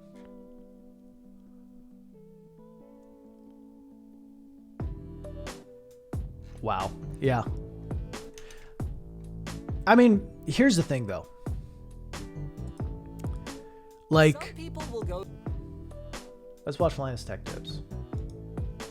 to any lengths to make their gaming PC smaller, but only a select few of them have the engineering expertise to ensure that the system will still work. Fortunately, Intel is one of those few, and I'm really excited to take a look at their newest enthusiast NUC, Phantom Canyon, featuring an 11th gen Tiger Lake processor. I mean, like, this isn't and low discrete quality by any RTX means. 2060 graphics. 'Cause Right? here's the thing, guys. Normally, a high-performance NUC like this comes at such a hefty price. But like, these are easier things to make. You know what I mean? Like, it's guy talks to camera about thing, write review about thing. And no offense to them. Like, this is a skill, right? But yeah. Quality's the wrong term. Yeah. I mean, obviously it looks really nice. And they're smoothly edited. Premium that most people would rather But just have I a think full-size computer. they're Except probably easy to for make. today. Campaign and launch of Ridgewell at Oh. Now, as Jared's Tech pointed out in this excellent comparison, You know what I mean? Like, they're easy to make. extremely high And that's why they can put out 14. Thoughtful. Yeah, they're probably thoughtful for sure. Thank you, Blue SR. I mean, that's the issue with video essays, is I think if you want to do them pretty well and be up to the competition, to be up to the level of the competition, you have to put a fair bit of time into it. They also have a full team, yeah. I mean, Linus Tech Tips is a company. If they have 40 people working on videos, that's a company. They're a company, for sure. And I'm sure they're registered as a company and all that. I mean, I'm a company. Like, Rasputin is a company. I'm technically a company. Or a business, I guess. A small business. Yeah, video essays and tech reviews are two very different things. Yeah, I mean, you know. But yeah, I mean, they get to put out thoughtful videos that do have high quality, that are relatively easy to make. Do I have a staff? No, I don't have a staff. I hire freelancers on occasion to edit videos if need be, edit audio. That's kind of my most frequent go-to. I do not like editing my own audio. It's like my biggest hang up. So I often outsource that. I guess, yeah, the only employee I really have is my wife. But no, I work with freelancers. But no, not official employees. Kind of Linus Tech Tips videos I was referring to is shit like the custom desktop. Okay, building a solid gold Xbox controller. Sure. Well, and that's a good fit, right? Is like you have these cooler, bigger things. And then these small, easy projects and you can kind of balance like your creative stuff with stuff you know that will perform well and not be super hard to make. I think there's probably some movie essay channels like Just Right or Every Frame of Painting that are defining a more relevant model. Can you elaborate? Because I disagree with both of those examples. Lindsay Ellis, I probably agree with more. I mean, maybe I haven't checked in on Just Right. And Just Right, like, great stuff. Just Right does well. I don't know. I mean, Just Right putting out a video essay every 2 months right now. Seems like in the past has gotten a lot more out.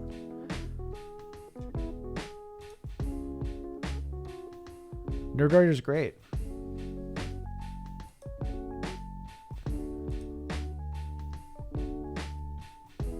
I don't think Just Right's defining. Like, no shade at Just Right. Fan of Just Right's content. Mutuals. But I don't know that I'd say defining the model. I also don't think Lindsay Ellis. Lindsay Ellis maybe more so, but we can talk about that a bit. Do you ever plan on playing a game you thought you hated? Like it didn't let you. Did you ever play a game even though you hated it? Oh, yeah. Well, yeah. I played Ghost of Tsushima. Very boot about this. I hate channels like 5 Minute Crafts that post ridiculously much with useless hacks and stuff. Yeah. Content farms are different. True. What do you think of Nerdwriter? Yeah, as I said, Nerdwriter's great. Nerdwriter definitely influenced a lot of video essayists, myself included. Great stuff. I think people underestimate how many different things you need to be competent at, to even have a chance at growing at YouTube. Even if one's off, it's going to be rough. For sure. For sure. But some people get away with having one off. Like your workflow and creation schedules profit model are closer aligned to those. Oh, if that's what you mean, that's fair. Yeah. Fair not to find, but who's the biggest movie essayist in that space? Nerdwriter? I don't know. You hated Ghost of Tsushima. Hate is maybe a strong word. I didn't like Ghost of Tsushima.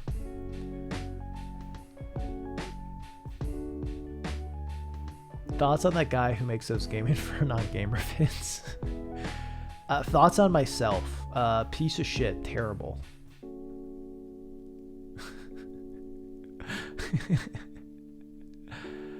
I think it's just I've played it. I've played Ghost of Tsushima 20 times before. So it is what it is.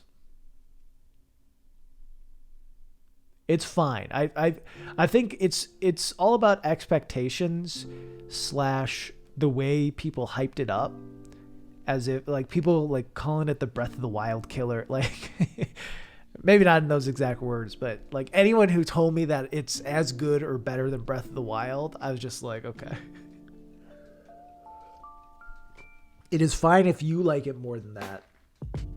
But as far as what I like about games,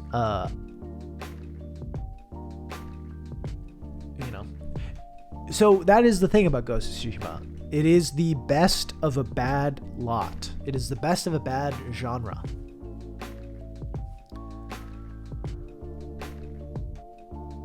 Never play that kind of game. That's fair. Yeah, I watch Jacob all the time. Love Jacob. Big part of Cyberfall's downfall also our expectations. Yep, big true. It's nowhere near. Yeah, it's not really comparing it to Breath of the Wild. It definitely takes some cues seemingly from Breath of the Wild in terms of navigation, but it's still way closer to Ubisoft stuff than Breath of the Wild. Saw a video how Habba Hotel turned its players into anarcho-capitalists and scammers, made by a channel with 3 videos. Interesting. It's an incredibly well done video, but because he doesn't post often, it doesn't get. Yeah, that's how it goes. Thank you, Seth. We'll see. Did you watch Eddie and Tony Burback's video today? I did. It was pretty good. Pretty good. It's the best Ubisoft like. I'd agree with that. Here's the thing. I'm trying to answer your question about have I played through games I've hated. And I'll be honest, I don't know that. I've certainly dropped some games that I didn't connect with. I feel like, though, most games I play and have played end up being at least a 6. You know what I mean? It's like there's at least enough good where it's enjoyable, and I don't hate it so much that I can't bear to play it. Maybe part of that's my personality. Maybe part of it's the games I choose. But 6, I mean, on a video game scale where 6 is a 1 and 10 is a 10, but on an actual scale of 1 to 10 where 6 is a okay, I think 6 is fine.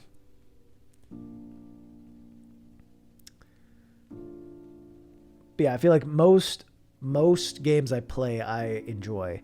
I didn't like Frog Fractions. I really struggled with that, even though I think it was successful in what it set out to do. So I have patience and enjoyment of that. I didn't like the Suicide of Rachel Foster. Is that it? Just because I think it's pretty problematic and failed in what it was trying to do. But I don't know. I find that most games I play, I don't hate. There's things about them that I hate and things about them that I wish were better. But Jacob's new video is great. It's awesome. I love when he fans out to stuff that isn't really video games. Like, obviously, he talks about video games briefly. But I like hearing his stuff about literally anything. Dude's interesting. Played Hades, loved it. Yeah, Hades great.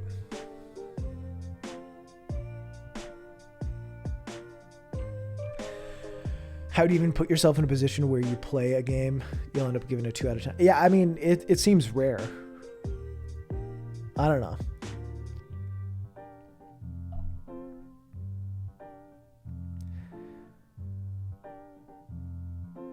It seems rare that would happen. Learning to hate games. I don't think I'd do that. Do you have any opinions on official reviews giving number ratings? Yeah, my 6 out of 10 is on a personal scale. It's just an easy way to communicate about what I think of it. I think number scales largely are stupid. I think if you have if you are a person and you have a personal scale, then that's fine. Right? And if you define like what those things mean to you, still, like, it's like, what do you value? and how do you put a number to something that might be good for different reasons, right? Like, how do I put a number to like how The Last of Us Part 2 made me feel, you know? Like, it's just like versus how Hades was fun. Like, both of those games I could give 10s, right? I think Hades executes as gameplay loops perfectly, and I think The Last of Us Part 2 resonated with me in a way that a story in a game never has before. And both have their flaws in different ways. But like, how do I compare those against each other with numbers? It's stupid, right? So I think outlets doing it is stupid too. With that said, we've been conditioned to look for that from outlets, right? We've been conditioned to look for that sort of thing from outlets. So if you read a review and you don't get a number, it's hard for you to know what they're saying. We like numbers because they either justify how we feel about something or contradict it and allow us to get mad and yell. We'd be better off if we didn't have numbers on stuff.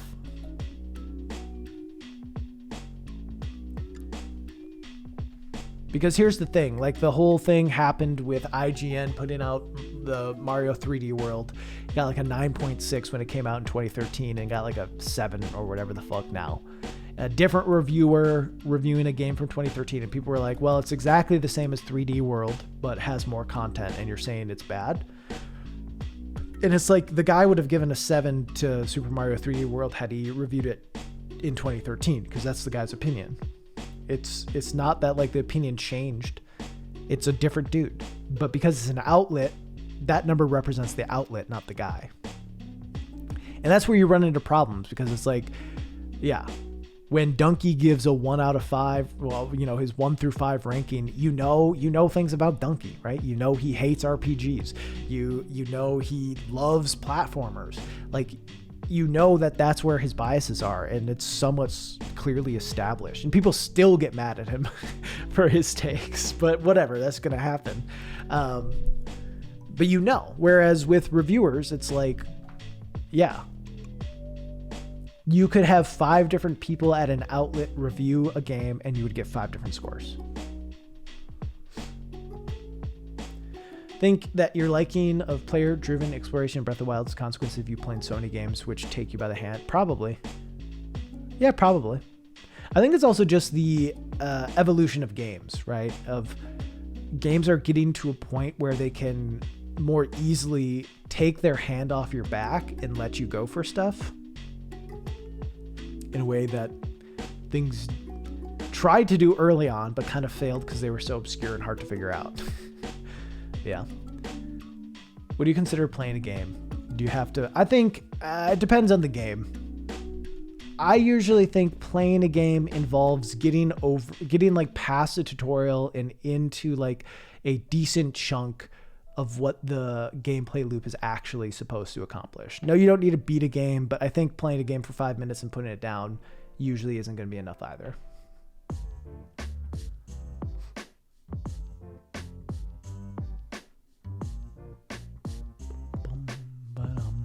Numbers are convenient because if I want to know how to feel about 16 games, I can just I can't just have you do a turn. True. Better off without numbers. I say math is fun, so let's keep them. I'm so far behind. It's funny you bring up Donkey specifically. Yeah, his video game reviewing one. See you, Gel. Thanks for hanging out. People got pissed at some Spelunky reviews that gave it a 9 out of 10. Saying review a tad high for an indie game. Yeah. Which is fascinating. That is fascinating to me, is like this hate towards indie games, or like this feeling that indie games should be rated of lower quality. Thank you, Pokemaster. I appreciate that. That indie games should be rated of lower quality because they have less good graphics,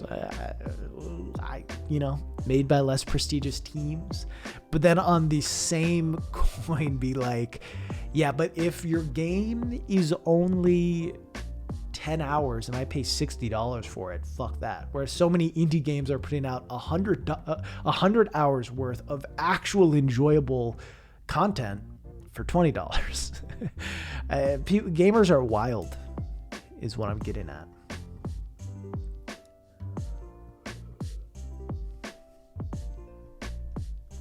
Gamers be wild.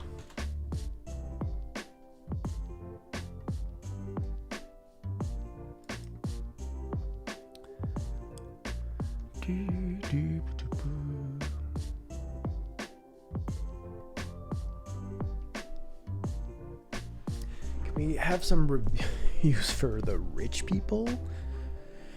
Games where you pay $20 for Hot Pockets, I'm in. Don't care much about length. Neither do I. Yeah, I don't really view that as a indicator of quality. Granted, like, is it going to be easy for me to pay $60 for a 2-hour experience? Probably not. But if it's a really great 2-hour experience, fuck yeah.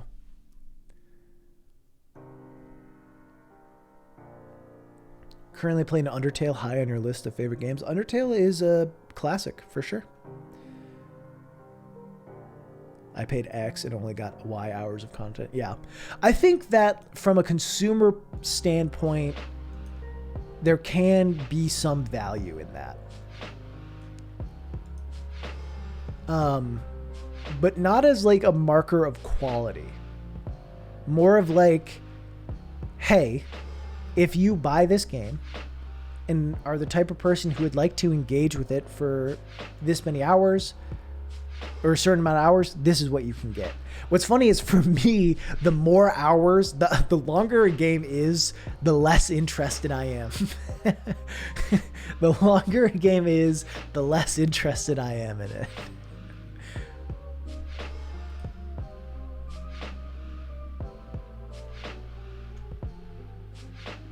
But that is what it is.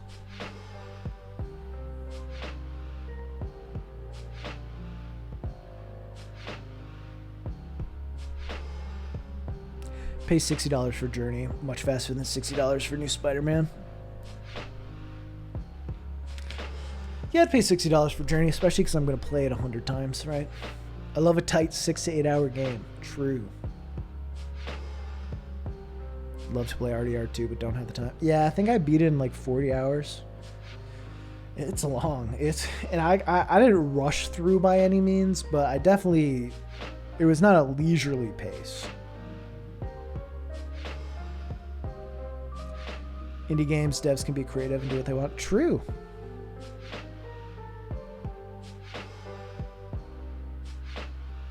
Some of my favorite games emotionally destroy me after starting and finishing them. Yeah, a lot of the best do. So, Chan, I don't really know what to do. What do you want to do today? It's been 2 hours already. We can just keep doing this for like another hour and then call it a roll. We could play something, but I don't know. I don't know where people are in the mood for. What people are in the mood for. Bunny makes good games. EA wouldn't be like this. True. I've not played Banner Saga.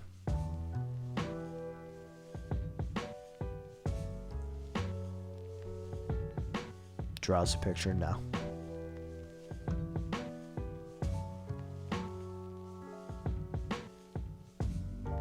Congrats on 500 subs. You are my favorite paper bag hat user. Thank you.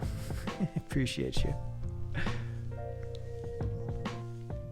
It hasn't been that many days since you beat it. It hasn't been out that long. That would mean the game is like fucking 8 years old or 7 years old or some shit. We can just keep chatting for a while. I didn't really have any plans. I came in with no plans. I figured if people wanted something, we could Like, you want me to talk about my channel history? Sure, we can do that. I'm gonna pee and then get some more water. Open up a tier list and rank my friends. They're all S tier. All my friends S tier. Tied. For super rad. Dark Souls Sundays. Maybe. I've been wanting to replay Dark Souls 3 for a while. All right, I'll be right back. Gonna get some more water and urinate. Separate things, though. Those are separate. That will not... Okay. All right.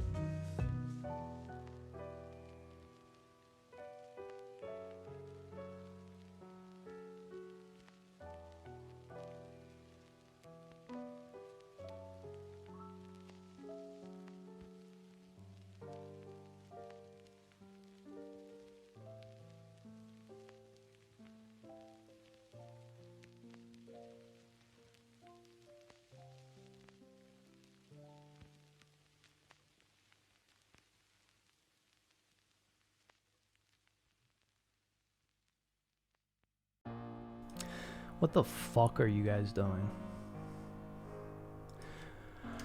Okay. Prank part 2. Do I upload these streams? I have a VOD channel, yeah. Rasputin VODs. I have a kalimba. Train noise in the distance. True. The saddest sound. All right. Do we want to talk about a history of my channel? We can go for it.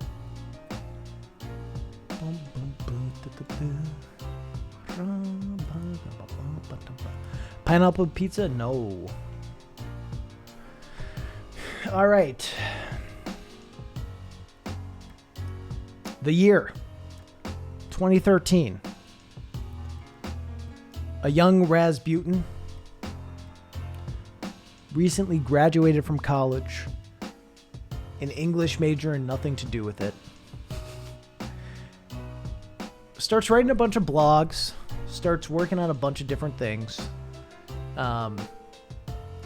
Writes 1,000 words a day, struggles to get anyone to read the shit he's writing because people are busy. People are busy with life and doing other shit that's more important than reading my takes on stuff. And I decide, okay, too quiet now. I decide the best way to get feedback on stuff I make is by doing YouTube. Around the time I started watching a bunch of Let's Players,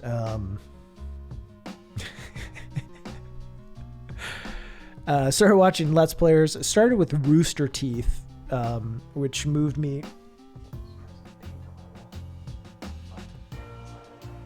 Started with Rooster Teeth, which, I think I've deleted the blog completely.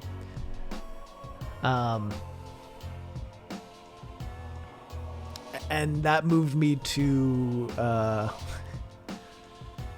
whatever. I'm just going to talk about my history. There are certainly problematic things with various people I might talk about. I'm not going to focus on it right now because it's not the focus. But yeah, after watching a bunch of Let's Plays of Rooster Teeth, checked out Game Grumps, which introduced me to Ego Raptor stuff.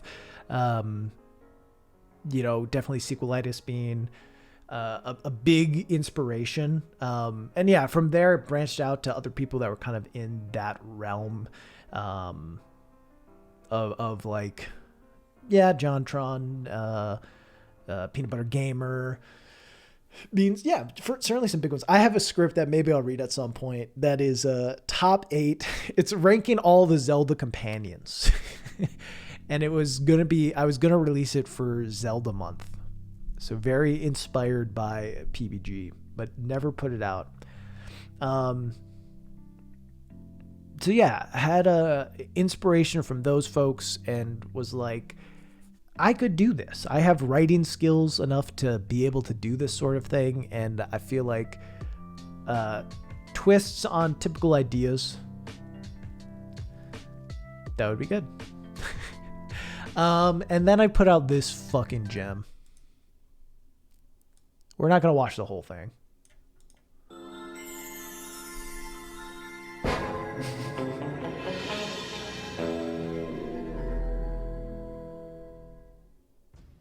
There are certain video game characters that, for whatever reason, you want to impress. Maybe it's because the character is well written, maybe it's because the character is a grade A badass, but it's probably because the character is a cute girl. True. For whatever reason, you find yourself doing whatever it takes to get them to like you, and this motivation helps drive you through the game. So, here are the top 10 video game characters I tried to impress. Anyway, beware minor spoilers. You'll never know what those are. Zoomer Raz. I guess. Pre or post? It was like right at the transition, actually. I remember I subbed to their channel, and then I saw there was a lot of drama around them because of the switch, and then I unsubbed, and then I was like, all right, whatever. This man talking real shit. Literally any video game ever. Minor spoilers for life. I don't know. I mean, I feel like my voice was fully developed at that point. I was just worse at talking into a microphone. There's certain things that you'll find when you try to record. This very much has the sound of This very much has the sound of someone trying to quickly record this and quietly as to not wake up their parents in the other room. Granted, that wasn't the case. I was recording this when I was alone in my apartment and my wife was at work. So I don't really know why it has that quality, but it does, of trying to get through it very quickly and without anyone hearing. Now I'm loud, and I've tried to slow down how I speak a fair bit, to be more clear. But yeah, this was my first video, and I've kind of remade it to be the Likeable Companions video. I made the Likeable Companions video based on this. But yeah, this era of Raz was very much trying to be similar to people who were doing top 10s at the time. So I think someone says it has PBG vibes. I would say for sure. Of trying to like have creative top 10 lists that are more about the jokes than actually saying something important. But the thing is, like, I really liked saying things important. /ShiftyBits, thank you. Seems awesome to transform ideas. Yeah, for sure. You know, and that's something I've tried to do a few times, of updating certain things without just being like, hey, full remaster. But yeah, so this is my first video, and it's bad. To me, I think there's a few good jokes.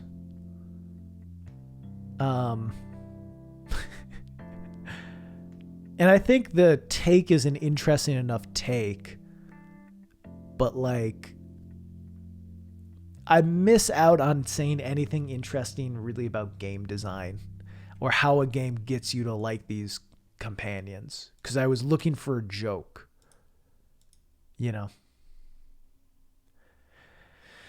And that is what it is. It's my first video. Not every, you know, you gotta start somewhere. And it's okay to start off kind of bad. First step to being good at something is by being kind of bad at it. People liked it. Here. Hopefully there's nothing like bad or incriminating.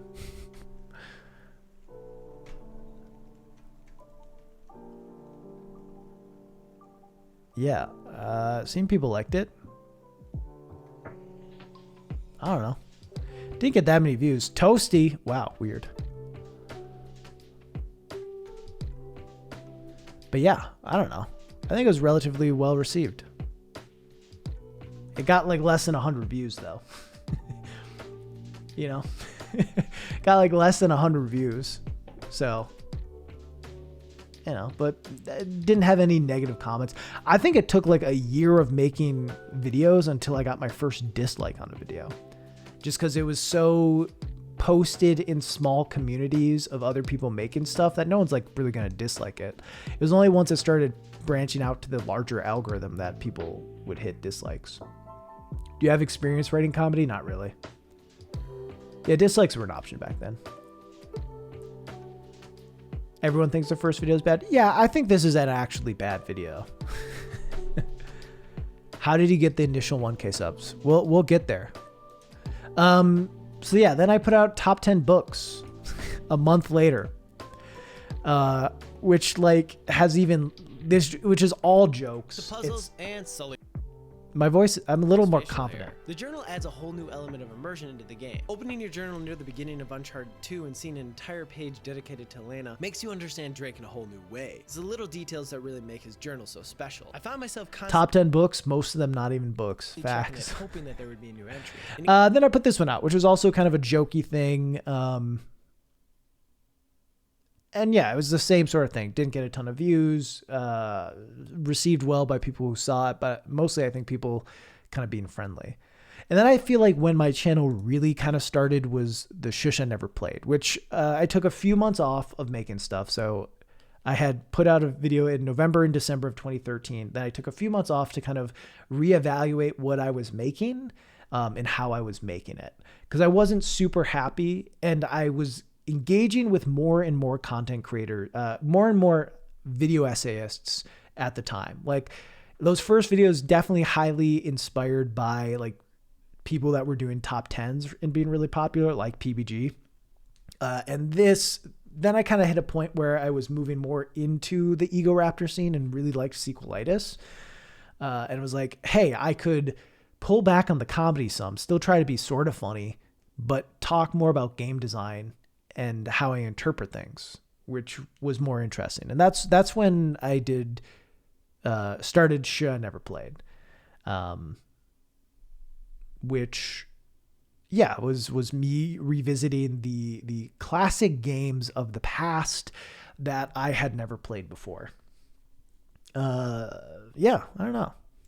The Legend of Zelda series is awesome. I know it, you know it, fucking John Travolta knows it, everyone knows it. There Everyone are 17 knows entries to the series, and each one is special in its own right. The original Legend of Zelda for the NES showed us how much fun exploration could be in video games. Ocarina of Time led Zelda into the 3D realm, changing the series forever. Majora's Mask and Wind Waker showed us that straying from typical Zelda conventions could still lead to amazing results. And A Link to the Past showed us... What did it show us, Raz? It showed us that... John Travolta it knows showed us a lot of stuff that I totally know about because I've not played definitely Chrono played Trigger all the way through. game. I've played like 5 hours of it. Shh. I've never played A Link to the Past. But yeah, I feel like I started getting a little better with video editing and timing and using A Link to the music. Past is not just seen as one of the greatest Zelda games of all time, but as one of the greatest games of just all shaking time. a I've chicken. noticed that people born after 1990 typically view... I still Ocarina of stand Time by as this, even gift though a from the lot of heavens people, that not only defines Zelda, but what cap all me on games it, should but- strive to be. While people born before 1990 think that that is a crock of shit because A Link to the Past is the crowning accomplishment in the series. Falling in the first category, I didn't have a ton of interest. But yeah, the series stopped being like top 10 jokes, and this is when it started being like, I want to talk about games and game design and how they affect me. So, I started working through different things. Let's see, the first one came out March. This was April, and this was May. Wow, Raz. Look at Raz in 2014. 3 months, 3 videos. Look at that pace. Sounds like a guy who was unemployed and had nothing to do. Anyway, I can barely keep that pace now, and this is my job. And then a few months passed and I put out this. So yeah, my main series at this point was like, I like Should I Never Played. It was pretty well received. Putting these videos out, I think boosted me to around 100 subs at the time. I was kind of not really a name for myself. I have one removed video. Yeah. Not really a name for myself as much as like some people in the Hidden Block community, so there's this community called Hidden Block, which was kind of like Normal Boots, but guys who were a little smaller. Who was all in it? It was like Space Hamster. I don't even remember. Jeff, maybe? Brutal Moose, yeah. And they had a website called Hidden Block. Kid Icarus, okay. And on Hidden Block, there was a forum where smaller creators could chat and post videos, and sometimes they'd be featured, but it was always one person who was featured. Mike Ironfist, I think, was like the feature for like 3 years, or some shit like that. But so a lot of people I know now, I met through Hidden Block. VZ was someone I met through Hidden Block forums. And these videos are kind of what established me on there, of people like seeing my stuff and actually kind of liking it. And then I watched a video by someone else who has been canceled. God damn. And really liked the style and really liked Final Fantasy IX. If you're around on YouTube long enough, your heroes, people whose videos you liked, will get canceled. And I put out this piece about Final Fantasy IX that just talks about how effective the introduction is. It's not like the first 4 minutes is just a recap and me telling it in like a trying to be cool sort of way. I've had a Twitch channel for a while. Alright, I want to talk about a Final Fantasy game that I don't think gets enough love. Everyone is so busy drooling over 6, 7, 8, and 10 that Final Fantasy 9 gets left out Is in that the even cold. true? There are a lot of important things about it, but I want to talk about my favorite part, the opening segment. First, I'm going to go over everything. Listen to his voice drop. When does it happen? When does the voice change happen? I've heard a lot of people say that there aren't This enough is video close to games me. that feature a This is female how I as the talk main now. playable character. That's how I talk now. Remember when mainstream video games used to be hard? It's kind of like it's these 3 videos. I think the transition happens. I got a new microphone is the big thing, and I kind of got used to it too. Anyway, puberty happened. Definitely not puberty. I was long past puberty. Everyone is distracted by the performance. Zidane and Blank. But yeah, this was just like I was hitting a point where I had done like 3 of those Shish I Never Played, enjoyed them. It's not like the YouTube channel was taking off where it could be my job. It was a hobby. So I started like thinking about going back to school, figuring, trying to figure out what I wanted to next in life. And I put out this video, and then this was June, right? June 2014. And then 8 months passed. 8 months passed. And I kind of hit a point where I was like, I'm not going to make videos anymore. I'm not going to make videos anymore just because I didn't have the time. I didn't have the time. And it wasn't like, that was mainly the time. Yeah, I was transparent with my family. Yeah, I had nothing to hide. I mean, I was 22. What do you mean? I don't know. I had nothing to hide. And I wasn't really embarrassed by my videos. And then, yeah, I played some games and I had this idea for a video and I put out Minimaps Are Stupid. And Minimaps Are Stupid is kind of what I feel Minimaps are stupid. Okay, that isn't is fair. the Minimaps aren't stupid, but the way a lot of games renaissance of my utilize them channel. is effective minimaps help show you where you are. I think this is the indicator of modern Rasputin. There's some flaws with the video. This is a video, I don't disagree with it, but I wish I would have expanded on it and done a better job with it, but it is what it is. This is kind of when I started transitioning into the stuff I'm making now and the stuff that I'm really interested in. And from a standpoint of growth, this is certainly when a lot of people started knowing who I was, who were making video essays, which is like a small community. But this is when I started getting known in the community. I got invited to some Skype calls. Remember Skype? Got invited to some Skype calls with various people, some of whom I'm like really close friends with now. And at the time, massive YouTuber with 5,000 subs, which is a lot of subs. But at the time, that seemed like the biggest number I could think of. Snowman Gaming. Ludwig in the recommended. Yeah, I watch a lot of Ludwig. Lud 7. Snow was in it, and that's how I kind of got known in the community a bit. Started making friends, other people who made videos that could push ideas forward, that were happy to, talk to me about creating, and just also spend time together, hang out, play games, sit in calls. Which was nice because most of my friends up until that point in my life, some of them liked video games. A lot of them liked video games, but they didn't like games in the way I did.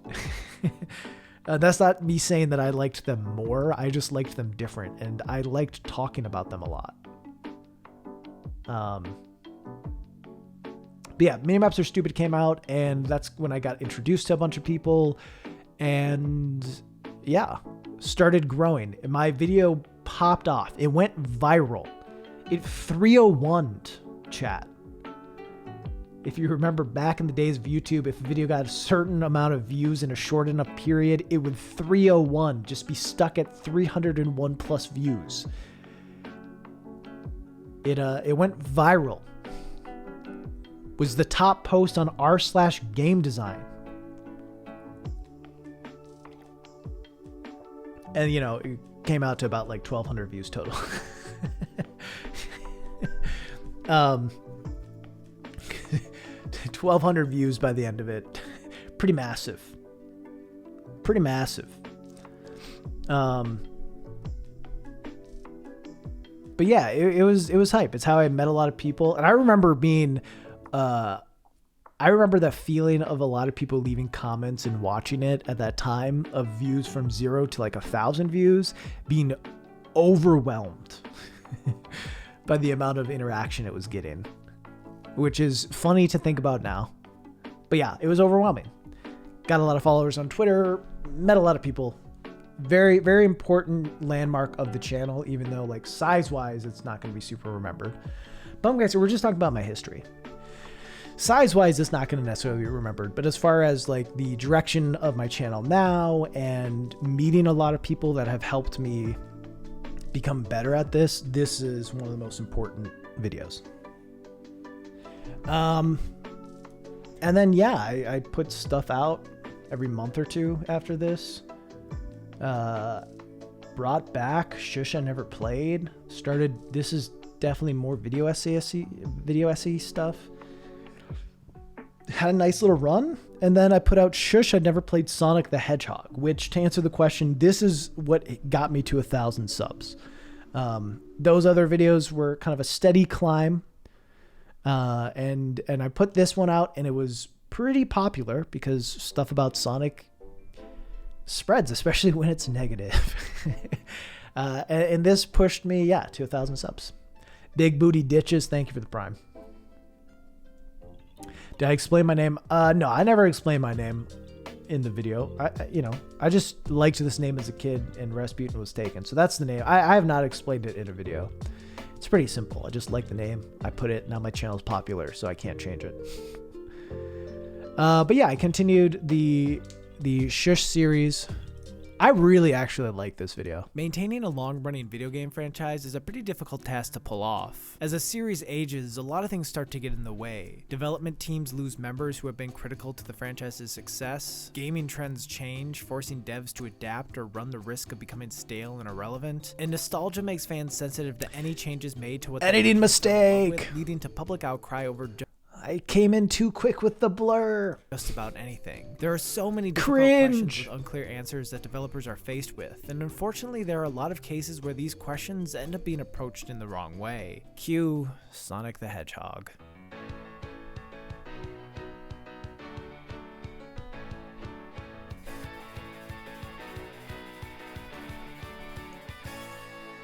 This is Rasputin style, shaky at best. Every step forward seems to be followed with a much more memorable step back, and it's left a lot of the fan base divided on what's good, what's bad, and what's wanted for the future. Sonic is in a place where the past is really the only thing that a lot of people think is worth talking about, so that's what fans focus on. The glory days. The time when the most compelling thing about the franchise wasn't its... Whoa, look at old Twitter. Damn. Twitter looks so different now. This is also back when my picture was always just girls. Because it was a funny meme, I thought. I don't know. We got back now, though. Its Twitter account. Namely, back when Sonic was 2D. And this is an era that I completely missed. Wait, let me up. The telling thing about the franchise wasn't its Twitter account. Namely, back... Let me play the whole life.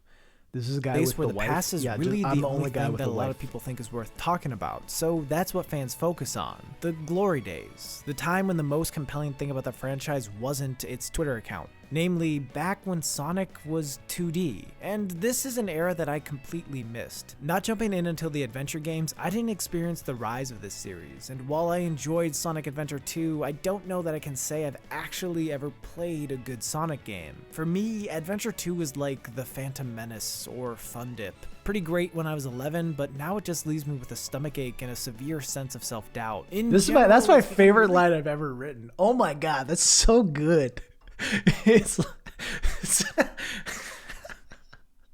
do Dude, Raz is funny sometimes. Good Sonic game. For me, Adventure 2 was like the Phantom Menace or Fun Dip. Pretty great when I was 11, but now it just leaves me with a stomachache and a severe sense of self-doubt. In general, it's become really popular to hate on Sonic, so I want to figure out for myself what the deal with this series is, and just as much how this whole thing got started. So it's time to admit that, I've never played Sonic the Hedgehog. Yeah, so you know, this video did pretty well, pushed my channel ahead. This is what I think broke me over 1K subs. This video I made in like 2 days, which was fun. It was for like a video jam. Do you ever just watch your own? No, not really. I mean, every year on my channel's anniversary, we'll rewatch my first couple videos to see how far I've come. And that's pretty fun. But yeah, then I put out I Hate Fast Travel, which is kind of a spiritual successor to to Minimaps Are Stupid. The video did pretty well for me.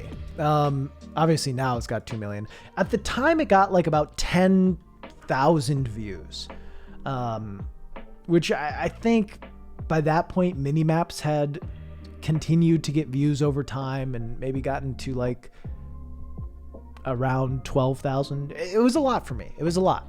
But yeah, I Hate Fast Travel was definitely a good one when it came out and had a really good ratio too when it came out.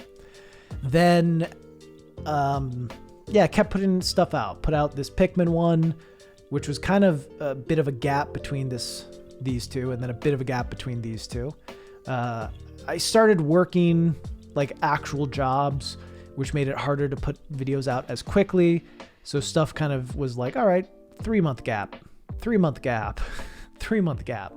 And then over a time period, Jesse Grasha, who has done a lot of the editing in the channel, he and I were going to start a channel together that was going to be just like a side thing, kind of in the style of Vox stuff.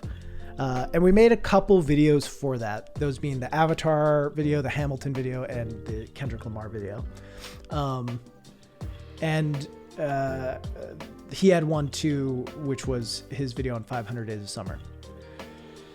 And like, yeah, the idea was starting a second channel that we'd put stuff out on. I think we started that project... We started that project in like August of 2016. So we started working on these August of 2016, and about a year later we had 4 videos made, which was largely a product of both of us working jobs, and not really having time to have it be like a full-time thing.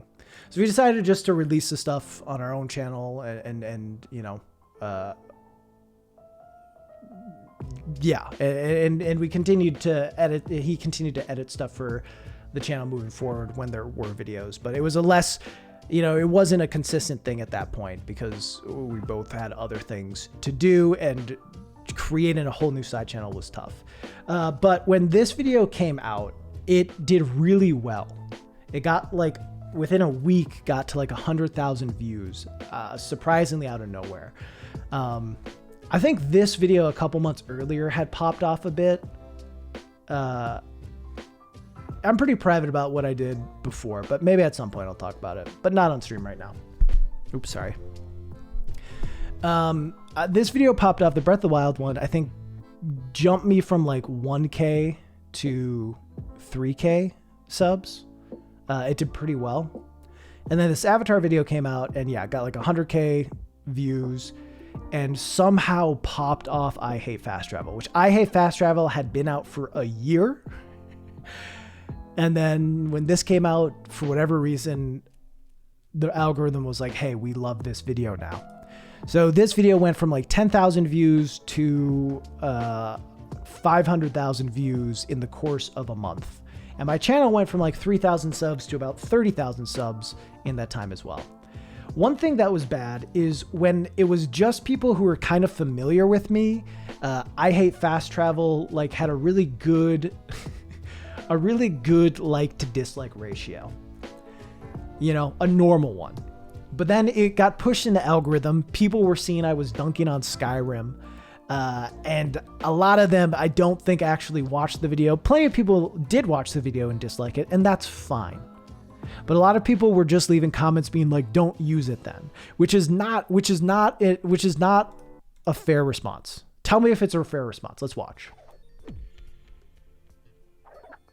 I hate fast travel. It certainly serves a useful function, but it's a feature that's power is easy to overlook and abuse. Fast travel has practically become a given in most open world games, which seems a little backwards because companies market their titles on massive worlds that they then let players move across in an instant with little to no cost or consequence. At its worst, it disconnects players from everything between point A and point B, shrinking worlds down to menu interactions and distracting players from the vision that developers most likely intended. It takes an expansive, non-linear experience and squeezes it into a tiny hallway where players are no longer on a journey, but rather a quick path to being done with a game. Now, the obvious counter to everything I just said is to not use it, but that actually leads me to what I hate most about fast travel. In too many titles, it feels unavoidable. And that's mostly because the act of manually traveling to a specific location is pretty boring. The way I see it, there are two major factors that play into So we're only watched the first minute. There's 5 minutes left.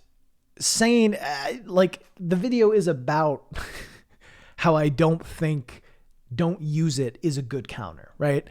So anyone that leaves a don't use it comment to me means they didn't watch it. So I got a lot of hate from that. And this actually, the reason I do obsess, not all analytics I have memorized this well. I do have this one memorized because it was the biggest boost my channel had ever gotten. And it fucked me up. Like it fucked me up in a lot of ways because it was overwhelming with how many people were leaving comments and watching and how many people were being really mean. People were being pretty shitty about it. Which made me feel bad, chat. It hurt my feelings. It hurt my feelings. But so yeah, the numbers I've kind of stuck with me because of that. Because it was the first time experiencing something like that. And kind of getting hate, especially hate that didn't feel, I mean, I don't think hate is really warranted in general, especially if you're just stating a game design fact. I guess I use hate in the title, so I brought it upon myself. But yeah, it was a bummer and it was frustrating.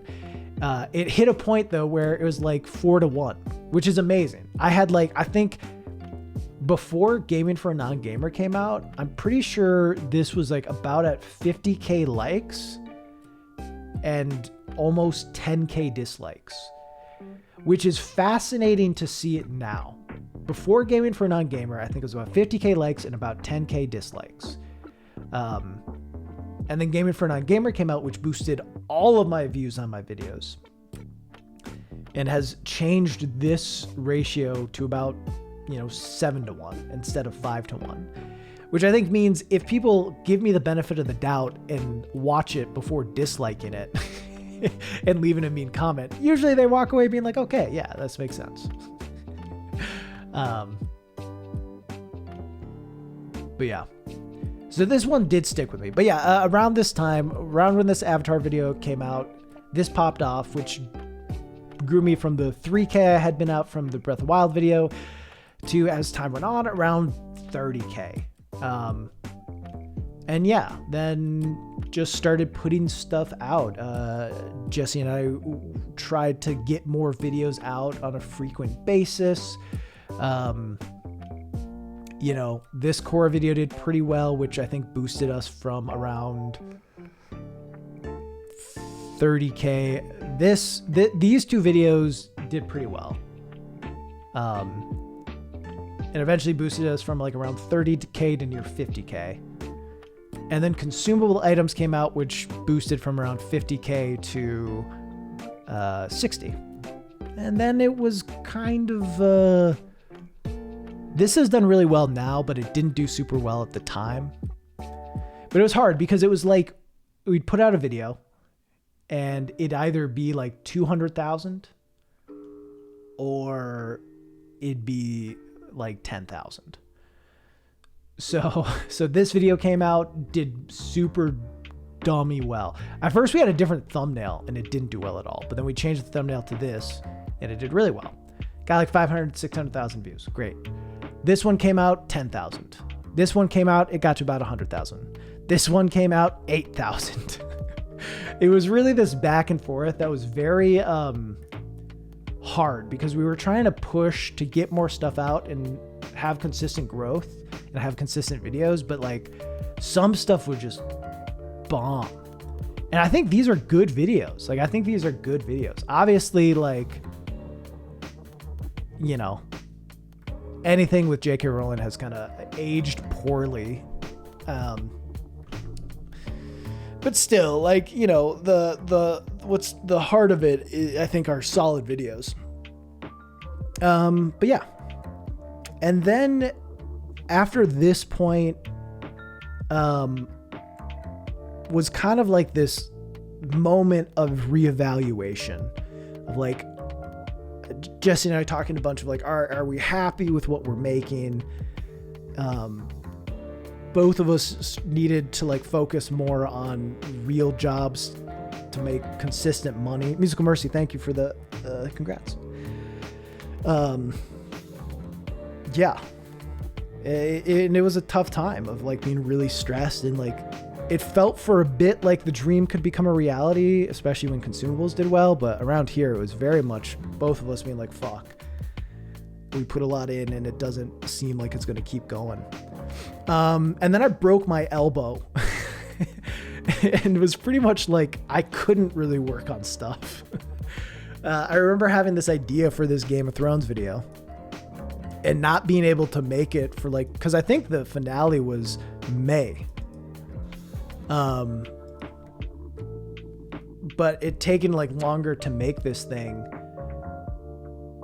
because I broke my elbow and just lots of shit was going on. But yeah, you know, put this one out after a little break. It did all right. And then, yeah, hit kind of a 3-month lull. A good question. Hit a 3-month lull between this and I actually had an update video for a while, which I've unlisted because it's not really relevant anymore. Like it was made irrelevant by Gaming for Non-Gamer. So it's unlisted. But yeah, about 3 months passed after this. This got like 100,000 views, which was awesome. But it didn't get a lot of subs, which is interesting. Because I think a lot of people saw it was a gaming channel and that I wouldn't talk about Game of Thrones all the time. So it didn't like pull in a lot of subs, but it brought in a lot of views, which is nice.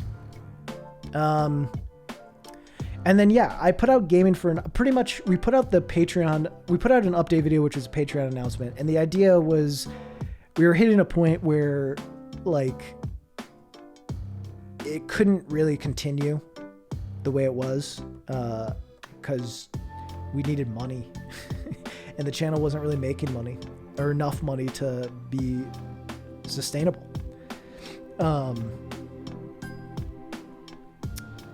And yeah, so the Patreon video was kind of a hope to see like, are people interested in supporting through Patreon to help potentially offset videos that don't do as well. The Patreon after the announcement, I think increased -$2.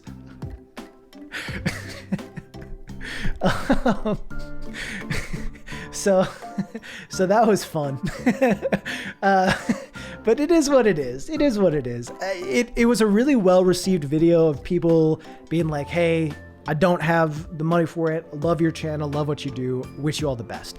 Like, it's not like people were like, fuck you or mad about it. It's just like the reality of it was, for whatever reason, for whatever reasons there are for it, my audience at the time just wasn't interested or able to put money in Patreon, which is perfectly fine. You know, that's not something I'm mad about or blame anyone for. You know, I don't support all that many creators on Patreon, and didn't at the time especially. So I get it. It wasn't something I was mad about or whatever, but it was definitely like, okay, well, this is probably not going to be a thing that's able to continue then, at least not on a consistent basis. I think over the passing weeks, a few more people did sign up for it, but it wasn't like a big boom. But I do just remember the day it happened, the Patreon went down in money. But yeah, after I think a few weeks, it maybe went up like $20, which was nice. You know, I'm not gonna push away or be mad at any amount of money, but not enough to be able to be like, let's just rely on this and not have to worry so much about other stuff. So that happened. And then I had a video that I started working on Gaming for a Non-Gamer in 2018. I think it was August of 2018. I think it was August of 2018 that my wife played Hollow Knight. Thanks for the congrats, Scott. Appreciate you. Wife played Hollow Knight, and yeah, that's when I had the idea. I was like, she approaches games so different than I do. I'm going to have her play a handful of titles and get going. So it took me about a year to get all the stuff filmed for that, to get the script together, and to get this video out. What was her first game ever? I don't know. Not with me. It was probably like Crash Bandicoot. But the first game we played together was Hollow Knight. And yeah, I put out this video, which I think was a unique idea and talks about some interesting game design things. I remember having the distinct feeling that this was kind of like the swan song for a while. I had some other ideas that I still wanted to go for, but I was hitting a point. My wife and my bank account was uncomfortably close to zero. like a month away from hitting zero. So I really needed to, because during this portion, I was working a bunch of part-time jobs as we were living in Minneapolis. So I was working various part-time jobs, and then we moved to Milwaukee, where we live now. And yeah, I wasn't working yet. I was kind of looking around for jobs, still holding on to the hope that maybe the channel could work. But yeah, it wasn't. So this was kind of like, in my opinion, the swan song. I was like, this is a video that I think my subs will really like, who like my personality, like the core, like my base followers, like the ones who like watching my channel because they like me will like it. Because I thought it was kind of sweet and fun. Yeah. And then, yeah, it had the best start of any video I had put out at the time. And I wake up the next morning and it's at 100K views. And then I wake up the next morning and it's at 1 million views. And each day when you expect it to go down, it doesn't. And by that Thursday, it hit a point where I think the channel as a whole got like 1.5 million views in a day or something. As I said before, like I had 80,000 views in 1 hour. Like it was just this wild pop off of it going viral in a way I never would have expected. And yeah, I like, I don't know, maybe I guess I was naive to think that it wouldn't be a popular idea. I remember really thinking, like, I don't think this will be popular beyond my sub base because people aren't going to care about my relationship with my wife. But I think that ended up being a pretty instrumental part of it that people enjoyed and liked. Had I known it would get nearly 10 million views at some point, probably would not have made the Lady I Live With joke, but then it wouldn't be the video it is. So it is what it is. But yeah, this video came out and yeah, it made it so I didn't have to look for a job. It made a fair bit of money to give me some breathing room. Within a week period, I had gone from 60K to 170K. Like my channel became big enough where I felt like I had breathing room to keep creating stuff. I also had some sponsors reach out that gave the ability. I was like, all right, I'll work with some sponsors, and between all this will be enough money to get me through the next 4 months for Jesse and I to keep working on videos. And I was like, cool, this is what I'll do and reevaluate as time goes on. And then, yeah, I've reevaluated every couple months about like what I'm putting out and is it making on average enough. Obviously some months are going to be less than others. Is it making on average enough money? And it has been. The other follow-up Gaming for Non-Gamers did pretty well, worse, but the fact that these both have 3 million is wild to me. The fact that, the VR one has 500,000. I'm really curious as to when I do put out the next one, how that will do. Like, will it be less than this, or is this lower because it's VR? I really don't know. It'll be interesting. But yeah, so at this point, I was like, this is what I'm going to do for... It was around October that it was around October that the video blew up and that I got offers for sponsorships. I'm like, I will do this until January and then reevaluate. So these all came through in January, up until January, and then January came around, still get enough views to live off of, still get enough sponsorship offers to work with and all that. And then, yeah.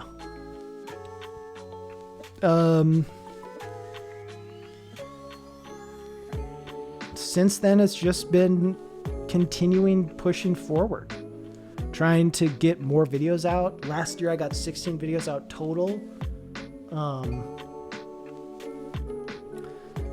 Worked with a few freelancers to get certain projects out, especially ones that I felt like I was less capable of making, like this one, Finding Meaning in Music, which was edited by Nick Bolton, and did a great job. About a concert that he and I were actually both at together, which is dope. He lives in New Zealand. And yeah, from there, it's just been relatively steady growth. It seems like some videos, obviously, you can kind of tell what's going to do really well on my channel. It's going to be game designy things with flashy titles.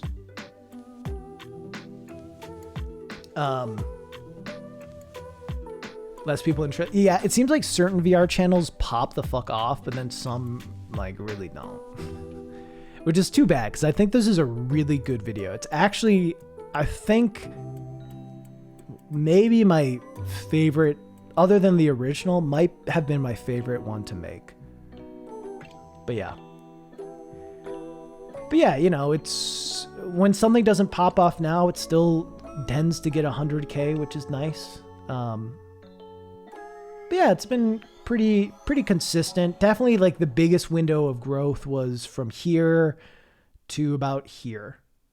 I think this time it went from probably 60K to a near 400K. And then through all these have been 400 to 500K. So definitely slowed down some, but that's going to happen. That's just going to happen naturally. And it's still certainly at a pace where the growth is pretty solid. But also, if you think about it, I put out 4 Gaming for Non-Gamers, which are easily the most popular thing on my channel in that time. So I think if I come back to the series some, we might see another jump in growth. But I also really like doing stuff that's outside of that. It's kind of outside of the norm. Because I don't want to just make the same thing over and over again. I also want a new Gaming for a Non-Gamer. You know what I mean? Like a new formula that I can make a few things off of that pop. Like, here's the reality of it. If this video is doing really well, okay? The reality though is if this video had gotten 1 million views in a week, there would be a new fixing my favorite game video within 3 months. Like, that's just how YouTube works. I'd be like, oh, people are interested in this format where I fix game or quote unquote fix games that I like. I don't know what I'd do it on, right? I have no idea what I'd do it on. But I would do it on something. I'd figure something out.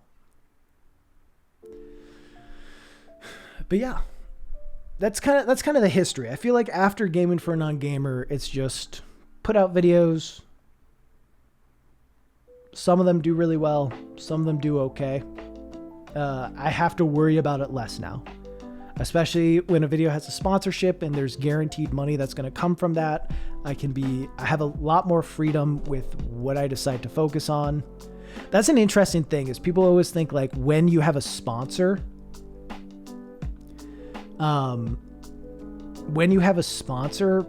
there's this whatever weird notion that like you're going to be limited in what you can talk about, but actually having a sponsor gives you so much freedom in what you can talk about. Like, I don't know. I made a video on Kipo and the Age of Wonder Beasts and the cross sections between that show that like no one has watched and The Last of Us Part 2. And I would have never made this video had I not had a sponsor. Like, that's the reality. I wouldn't have made this video because I would have been like, it's not going to do well. And it relative to other stuff on my channel, it didn't do well. It like barely scraped over 100K views after like, you know, I think I got there like somewhat recently. It took a long time.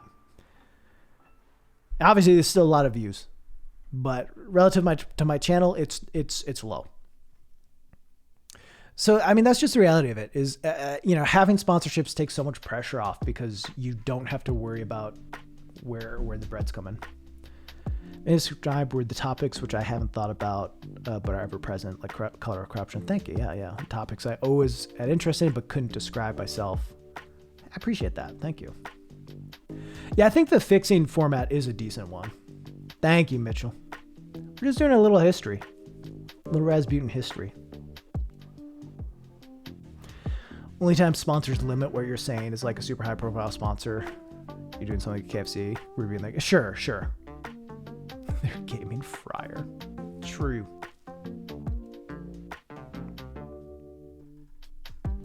But yeah, that's kind of it.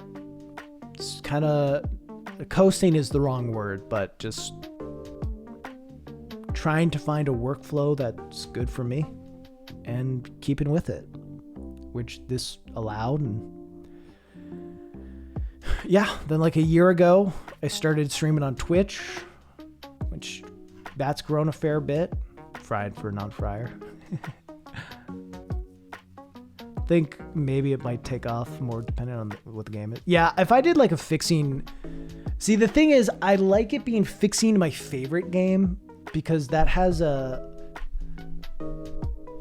good ring to it. And it's like, hey, I'm not coming at it from bad faith.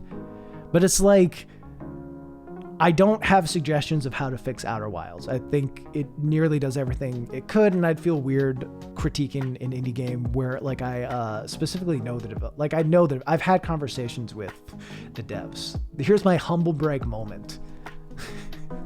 I was wished happy birthday by one of the devs. So like, you know what I mean? There's something about it feels weird. I also don't think I have many suggestions for Outer Wilds. You know, and it's also not a popular enough game where it'd work. So then it's like Shadow of the Colossus I could do that on, right? But that also feels like, well, this is a game from almost 20 years ago. Do we really have that much? So I don't know. I feel like I'd have to start moving into games that aren't my favorite pretty quickly, which takes away some of the good faithedness, you know, which takes away some of the good faithedness. because then it's just like fixing Skyrim. Stupid Skyrim's piece of shit. Fixing Fallout. But it's not a terrible idea for a format. But anyway, that's the history of Rasputin.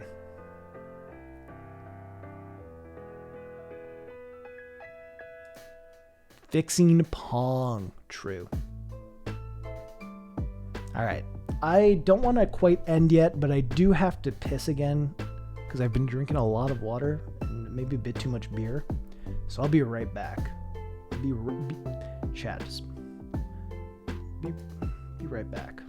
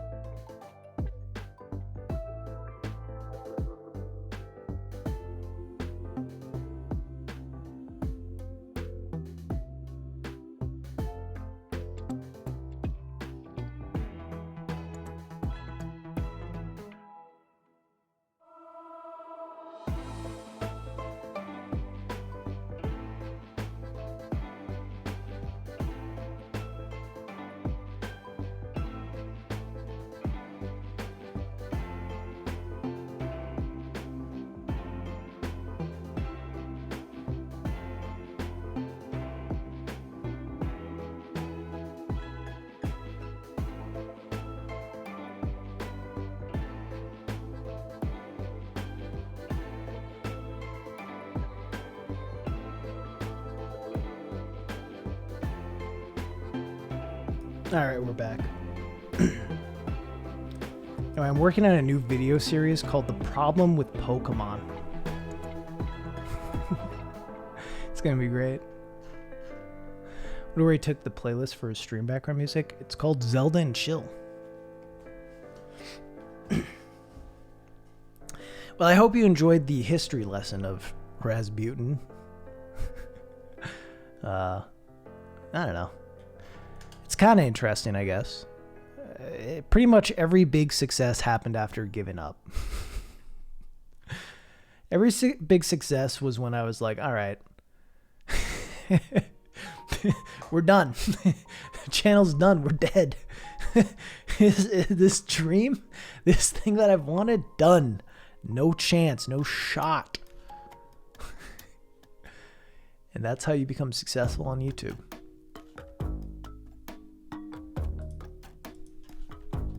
Let me play a video that will illustrate.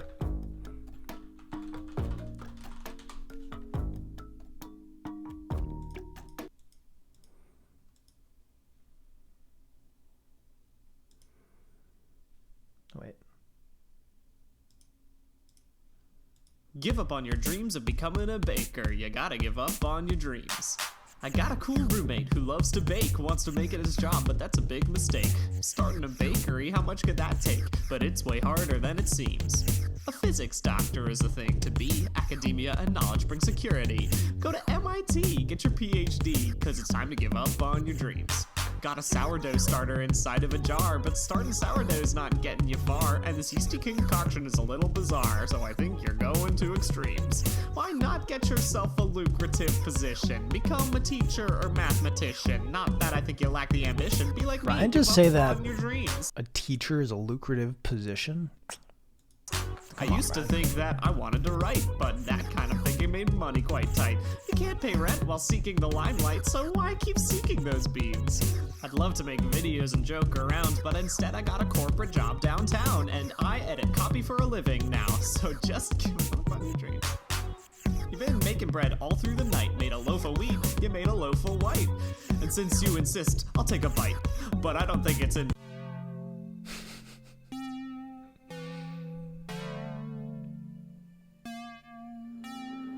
It's the best bread I've ever had.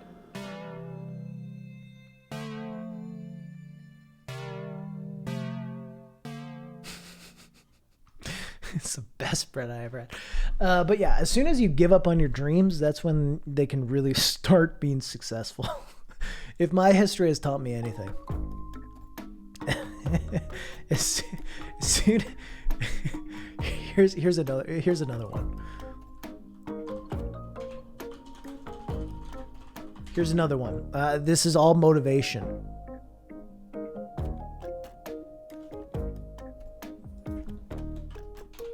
Gotta make sure I actually find the right thing.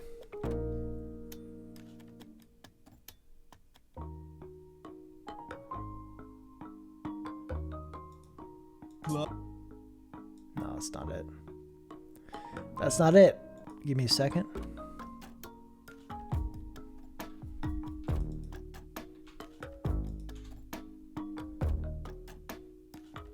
Here we go. Chat, the best advice I can ever give you.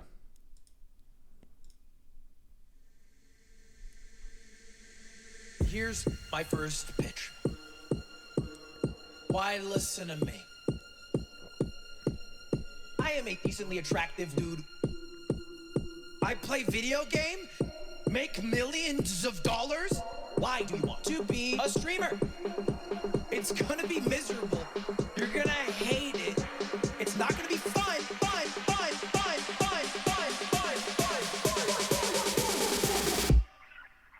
Fucking quit. Just quit, chat. You want to be, if you want to make it, the first move is fucking quit. As soon as you give up on your dreams of becoming a baker, that's when you can bake. Not make it. Quit. Quit. Quit. That is my advice to you. Quit. Makes 500K. Yeah, true. Quit. Fucking quit. Anyway. Point is, I think I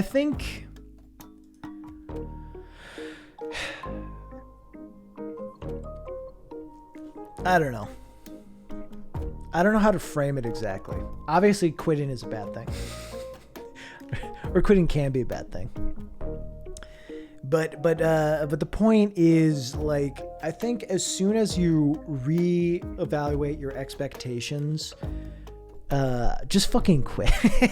Commit to the quit. Once you reevaluate your expectations and working on projects that like aren't to feed an algorithm and are to feed what you're making and what you enjoy making, that is when stuff is going to be best and most successful.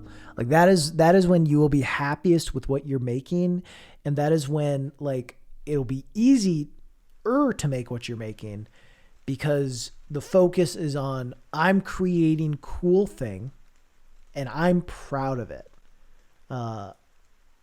It's not to say that you can't try to become a YouTuber, but the reality is the path to becoming a YouTuber is probably different than what you want it to be. And I want to do this whole thing of like giving advice on how to become a video of how to become a video essayist. And I'll talk more about that if people are interested on a different day. By the way, thank you, Jesse Soul. I appreciate you. But anyway, the reality is, if you're trying to make a career in YouTube, the video output you'll make and the things you'll be making are going to be different probably than what you want to be making, and of the stuff that's really good that you want to be making. And I have some examples, and certainly there's ways to like know what the system wants and put out good stuff that you enjoy. But I think people like me, channels like mine, channels like Jacob Geller, like, they're exceptions. They're not the rule in terms of success. I think the fact that most video essayists that put out like a video or two a month that are slower and pretty thoughtful, that they are able to make it. Obviously, yes, their talent and good writing is part of it, and good presentation is part of it, but it's also a lot of luck. It is winning the lottery. Some tickets are going to be easier. Some tickets are bigger than others, or some tickets have more buy-ins than others, but educate. But anyway, my point is saying when you pull back and you're not worried about making it, and you're just like, I want to make Cool Thing because Cool Thing would make me happy and I want to improve on it in these ways. That is when your life will be a lot better. As a creator, that's when your life will be a lot better. Thank you, Young Minnesota. I appreciate you. I do have a Twitch. Yeah, try stream above. Thank you, JK. Luck is an essential skill under capitalism. Big true. Big true. That when looking at the success of a channel is not because the channel isn't in the top, that is not successful. I don't fully know what you mean, but I think I know what you mean. Like, success of a channel doesn't have to be measured by how many subscribers you have or how much money you make. Like, there's value from just making a thing because you like making a thing. There's also value from making a thing because you can, like, as like a marketable thing, you can put it on your resume. You can say, hey, I write and edit video essays. I have this skill. Hire me for a thing. I like how you use caveman grammar to represent not caring about algorithms. I do care about algorithms, though. I care about them, but you shouldn't. And I was, before this was my job, before YouTube was my job, it's different now that it's my job. And I think that is one thing, is people watch YouTubers who are doing it as their job and compare what they're doing to what, they compare what YouTubers who have this as a job to what they're doing who have this as a hobby. And you can't. They are different platforms. They are different platforms. They are different measurements. I get paid, you know, for the longest time when I wasn't doing this as a job, I was paying, I was losing money every month.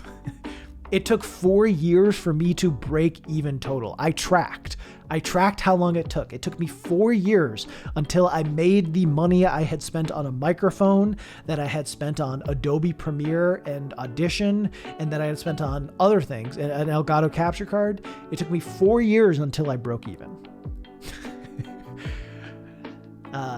So when you're trying to compare your output or the kind of stuff you're making to people who literally do it as a job, it's always a losing battle, and it'll always make you feel bad about yourself. Because I don't have to have certain pressures anymore, because like I don't have to compete with other things. I don't have to compete with a day job anymore. Which some people, by the way, like, I learned this 2 weeks ago. Jacob Geller works a full-time job. He has a day job. With all due respect, fuck Jacob. How dare he? How dare he be able to maintain that while still putting out like the best content on the fucking platform? It's so good. It's amazing. The amount of focus and things he's able to put out and put high quality work out. Whew.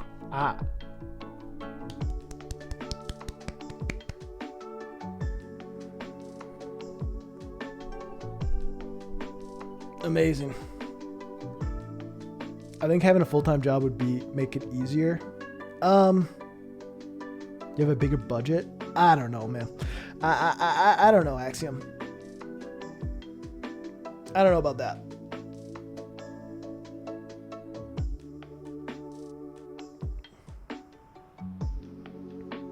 If you can write and brainstorm at work, maybe. Yeah, and maybe that's his you know, I don't want to talk too much about his stuff. That's him. I don't know all the details of all that. But yeah, I don't know. It depends. But when I had a full-time job, it was really hard. Yeah, for some people it might. Yeah, for some people it might pull pressure off of. But also, like, when your channel is bringing out a certain amount of money, There are different stresses for sure. But yeah.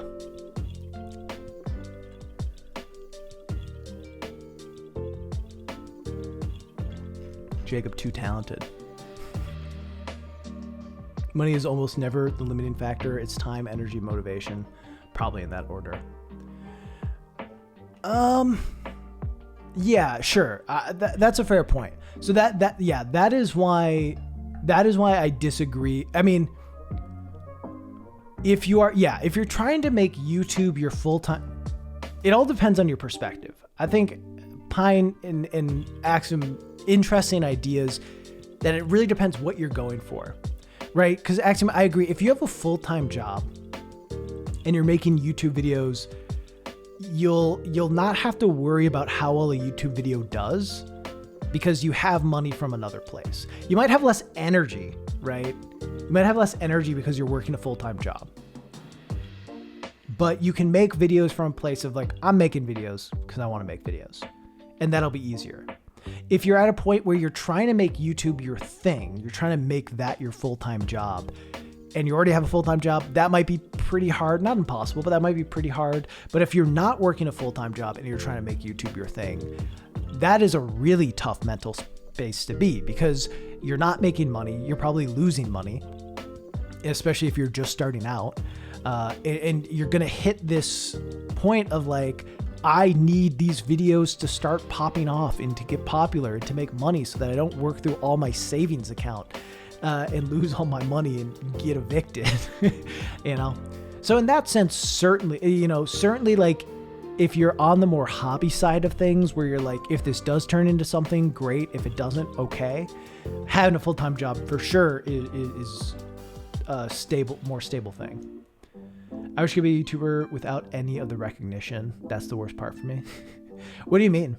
Like, obviously you don't get any in-person recognition because no one knows what you look like either. You just mean like when you post in Rasputin's Twitch chat and people are like, oh, Pine, I love your videos.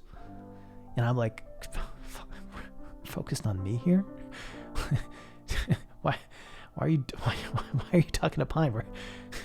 Stop. Do you mean like that? Because I feel you. I think a lot of people want to be a YouTuber because they want the recognition these YouTubers get, disregarding how much talent, work, or money. Maybe part of it's recognition. Talk to me. to me. Talk me to me in the Rasputin stream. Don't like being an online public figure makes me anxious. Yeah, true. Get a lot of hate sometimes, rather put out videos there and vibe. Yeah, no, I feel that. I feel that for sure. I mean, anytime I put out something that's mildly controversial in a video, there's like unnecessary hate or people just being as ungenerous as possible with something I say, which like, I certainly am on the low end of receiving hate in that way, but I feel like even the amount I get is pretty draining. So I feel you. And it's, I think you kind of shifting your, the core of what you make, obviously it seems like by and large people are into it because it's good, but obviously you have some old heads who are just kind of cruel about it, which sucks.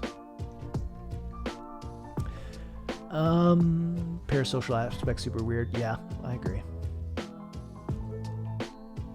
I know you talked about this a while ago, but speaking of motivation, how do you get past all the shitty just don't use it comments when you made your first fast travel video? I put up a video recently that I put an insane amount of effort into that almost exclusively got comments saying you're wrong based on the title alone, and I haven't been able to work on videos at all since. See, it's interesting for me because at that point I had a bunch of videos banked. Like I had videos that were already made after I Hate Fast Travel blew up. So I think I was affected negatively for a little while and it was harder to create stuff because of that. But I was lucky to be able to continue consistency because stuff was already made. I think ultimately if someone's commenting you're wrong, and especially not watching the video, fuck them. Screw them. Ignore the comments. Turn your notifications off. You do not need to read all your comments. That is not going to help you in the long term. Maybe check in after you put out a new video. But if they're not going to actually watch your video and they're just going to say you're wrong and be a dick about it, fuck them. If they want to give an explanation as to why they disagree and counter things in your video, that's fine. They're obviously allowed to disagree. That's valid and should be happening, right? Because that's part of the conversation. If you put out a video and everyone's like, you're 100% right, nothing in this should be talked about any further, that's not what you want either. That's like a bunch of annoying shit, you know? But yeah, you some disagreement's good, but also you don't need to focus or read every comment that disagrees with you. You put out a video and you are letting a conversation start from that video. You don't need to be part of that conversation after it. That's how I feel. And that's why, like, when people disagree with me, at a point, you know, there are certainly voices I'll listen to and I like engaging to a degree, but I can't just be in arguments all the time. I think ultimately you have to maybe learn from how you framed something that would cause people to just say you're wrong without watching the video. Because that is a problem, right? If people are just commenting based on the title, that's kind of what I learned from I Hate Fast Travel, is like, there was a slight failure on my end because I created a title and thumbnail that made people not want to watch the video and just comment. Doesn't mean I was wrong in what I said, but it meant the framing of it wasn't effective in the way I wanted it to be. So learn from that, but just keep making stuff, because ultimately, like, you just got to make stuff. If you like making stuff, don't let people not watching your videos or people who don't like your videos be the one influencing how you make stuff or that you make stuff. Let the people who actually like your stuff and are actually interested in what you have to say be the ones who inform it. I think so often it's really easy to be like, oh, I'm going to take the advice of all the negative comments because those are ones that are giving me constructive feedback. And like, don't get me wrong, comments that are like, hey, keep it up, can be annoying and not helpful. Like, it's nice to get, but like, it doesn't say much. But we can't put more value on one comment that's really critical versus 100 comments that like don't say a whole lot but are positive. Ultimately, like, don't change what you do for the people who don't like you. That's that. Let me catch up on chat. Come to bed in a second, just talking heavy-eyed in the Resbutin stream. Yeah, so many people take anything you say in the most uncharitable way. Yeah, it's really easy to do on Twitter, for sure, too, because there's so little context. But on a video advocating for easy modes, there's definitely, yeah, for sure. Whereas you're so positive in all your videos, even when you're being critical, it's not fair you get shit for what... Yeah, I mean, I try to just balance it well. Pine, I'm very fortunate, but even when it's positive, that attention... I feel that, Pine, dude. I have that big time too.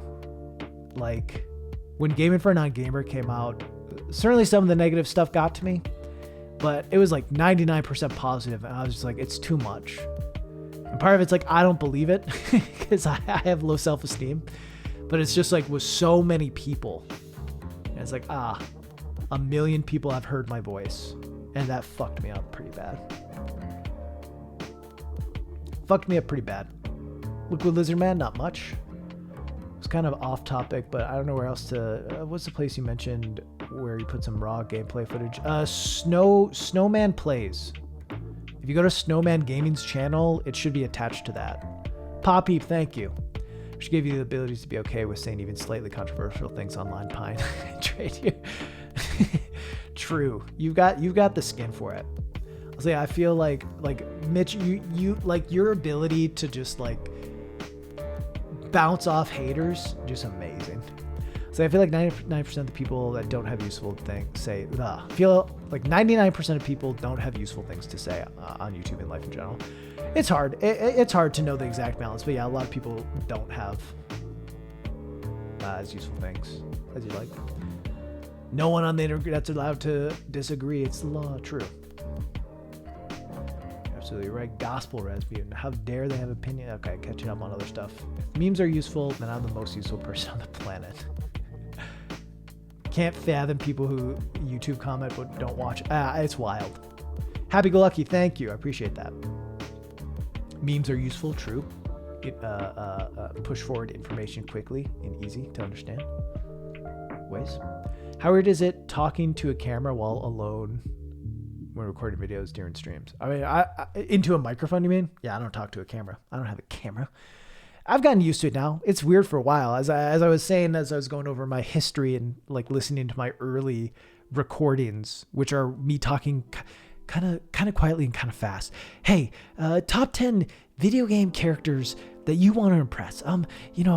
First off, just kind of low volume, not trying to be too loud. And now I just fuck it.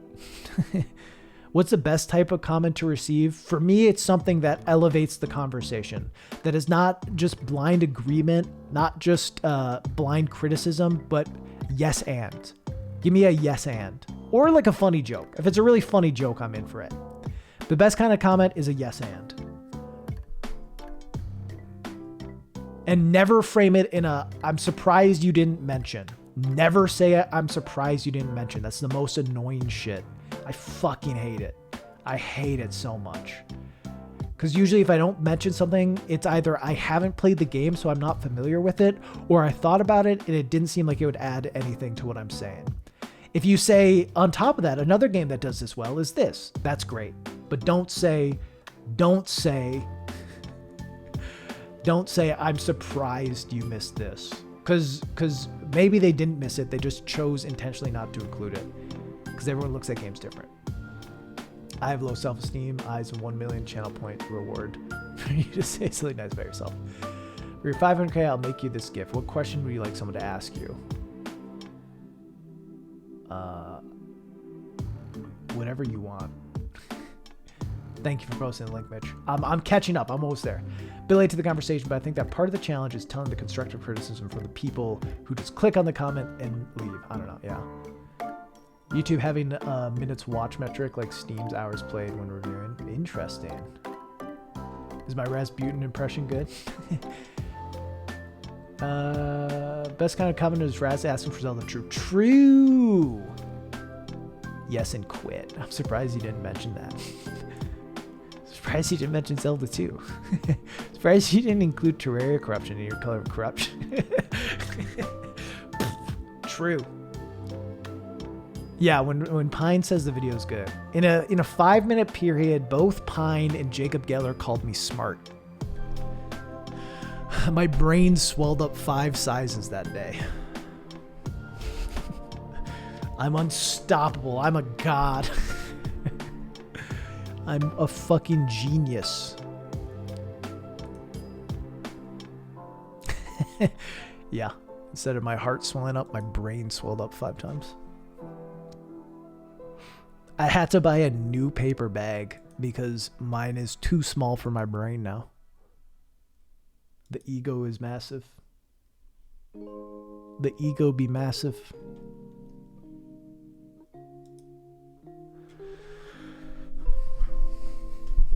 Pine leaves you on red. Damn, Pine. Damn.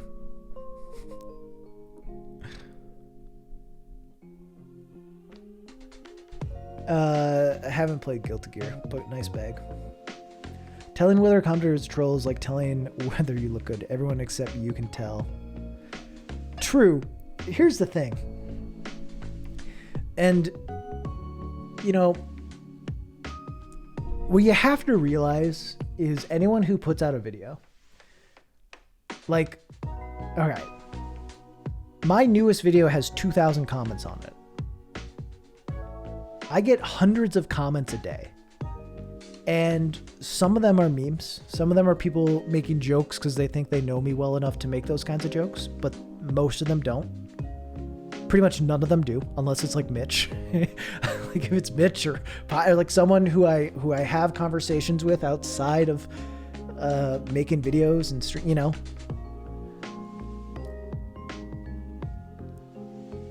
How am I supposed to tell the difference between someone who says it's a joke and like what that joke means?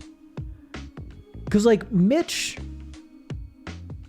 could call me tomorrow and say, Raz, you're a fucking idiot.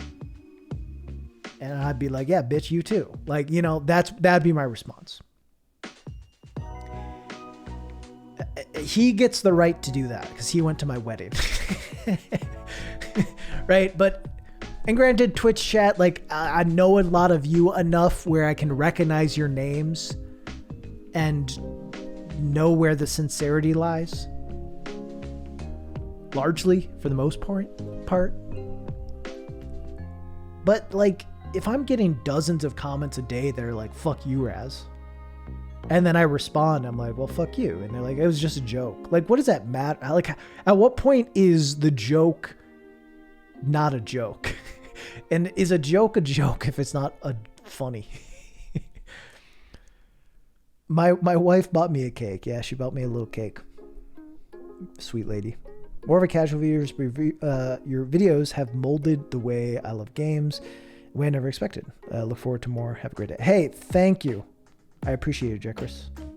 Hopefully that's right.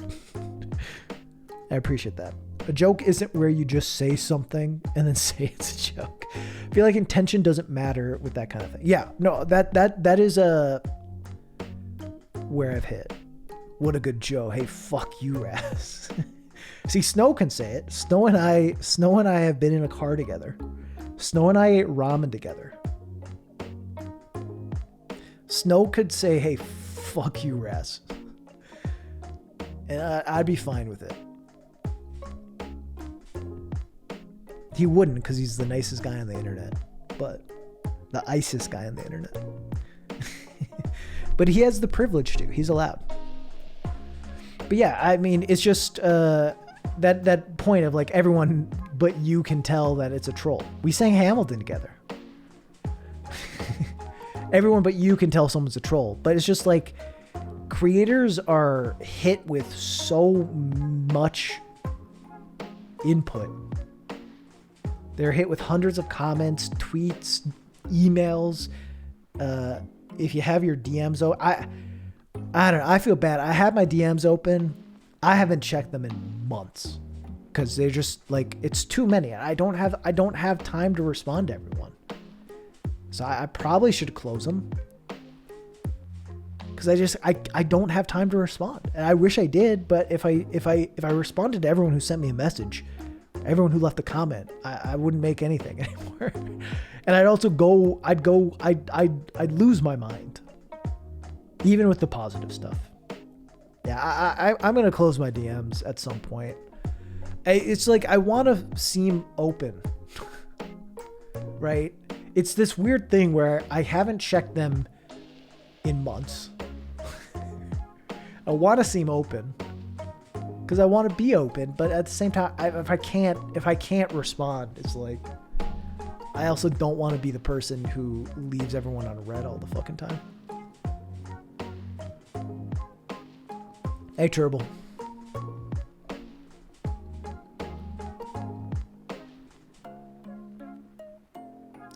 With good friends, I go a lot further, insulting their honor, family, and cow.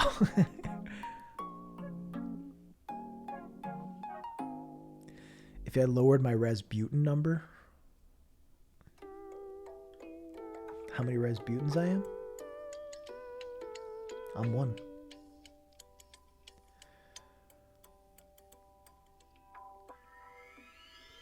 Yeah, I'm maybe a little too patient. Thank you, Snow. I think,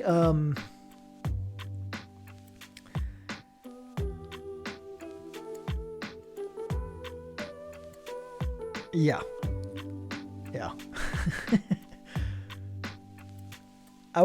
I think I'm a relatively patient person, and I try to be kind and respond with kindness always. But I certainly, as stuff has increased and I've gotten just more intake, it's just harder. It's just harder to have time for certain things, and I wanna here's this is, I think, the joy of streaming. This is why I love streaming. is like, I don't have time in my life to respond to people who DM me on Twitter to the point where I haven't checked in months. I don't have time to respond to most people who DM me on Discord. So I click through them. But I have time to respond to someone who leaves a Twitch comment because this is the content, right? This is what we're doing. We're chatting for fucking 3 hours about videos and making stuff and the creative process and all that. And that's what I love about Twitch is like, this is my way to engage with people, to have those interactions that I would have liked to have, you know, because that's the thing. That's why for a while I tried to respond to like everyone, not in comments because there were too many, but like anyone who DM'd me or emailed me, I tried to respond because like, excuse me, because like if I reached out to a creator, I know how good it would have felt to have them respond to me. You know what I mean? So Porpoise, thank you, man. Appreciate you. I know how good it would have felt. And I've had that in my life of reaching out, saying I like your thing, and then them responding. And it feels good. Like it feels good to be able to tell someone you like what they do and know that they heard it. I get it. And, you know, maybe there is an unhealthiness to that sort of parasocial relationship, but I get it, you know? Having someone you respect, like, acknowledge your existence, there's value to that. There's value to that. Still on, you're awesome. Just watch your Outer Wilds videos. Amazing. Thank you. Thank you. Anyway, so that's why I tried to respond to everything for a while, but I just can't anymore. And that's why Twitch chat's good, because people want to have those interactions, ask something about me, learn something about me, learn about the creative process, talk about games, talk about videos. You just type it in here, and that's... Twitch chat has replaced my need for DMs, I think, is largely the point. Come up with the name Rasputin. I played the game Psychonauts as a kid and loved it. Favorite game. Main character's name is Rasputin, based off, yes, of the Grigory Rasputin. I also thought Grigory Rasputin was fascinating, like very, very wild life and death. So yeah, I like the name Rasputin. Razputin was taken everywhere. So I did Rasputin. I made it a little German. I made it a little German.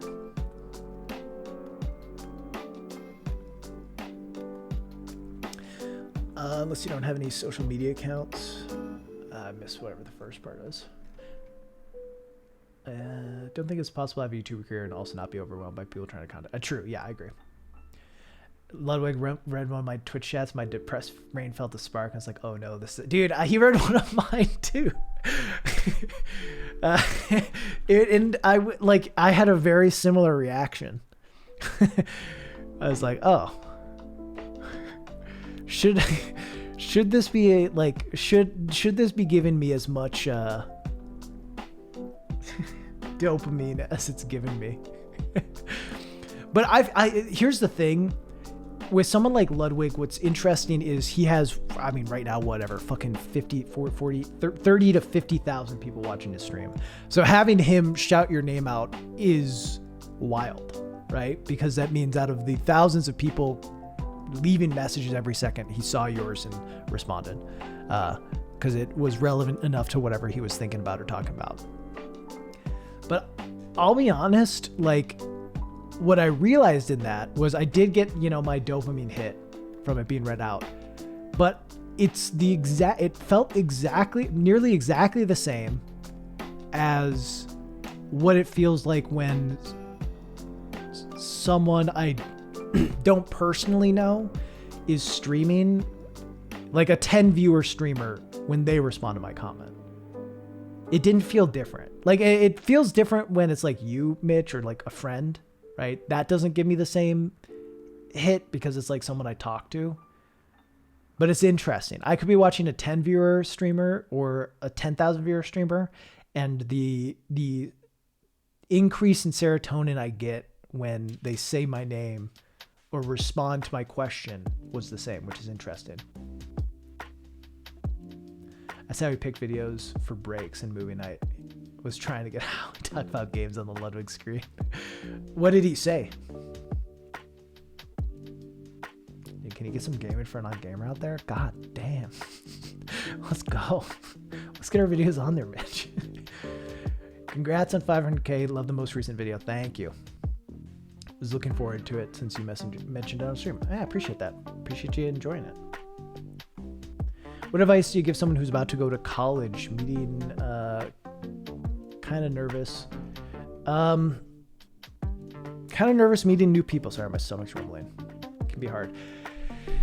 Yeah. I mean, so you're probably going to be in person, hopefully by then, which will be easier than what it's been recently. My experience with college would be have fun. Like, it is a time in your life where your responsibilities are relatively low. The stakes are relatively low. Depending on your financial situation, you might owe a lot of money at the end of it, which can be tough. But at least there, it's a time to practice being an adult in a low stakes environment. I know you're nervous to meet new people, but the reality is, like, college is a big... I guess I don't know what college you're going to. College is going to have more people than your high school. It's going to have people who you have more in common with than living near them. So my advice would just be, like, be open. Don't be afraid to keep your door open and talk to other people. Don't be afraid to talk about your hobbies openly. Like, there will be people that feel the same way you do about stuff. So do what you can to find those people. Do what you can. I struggled a lot my first month or two in college because I was, like, very hung up on my high school friends who I, still am friends with, love them a lot. But, I had this in my head that I'd never make friends as good as them. And I very much did. I made friends who, are super, super close with. Stood up in my wedding,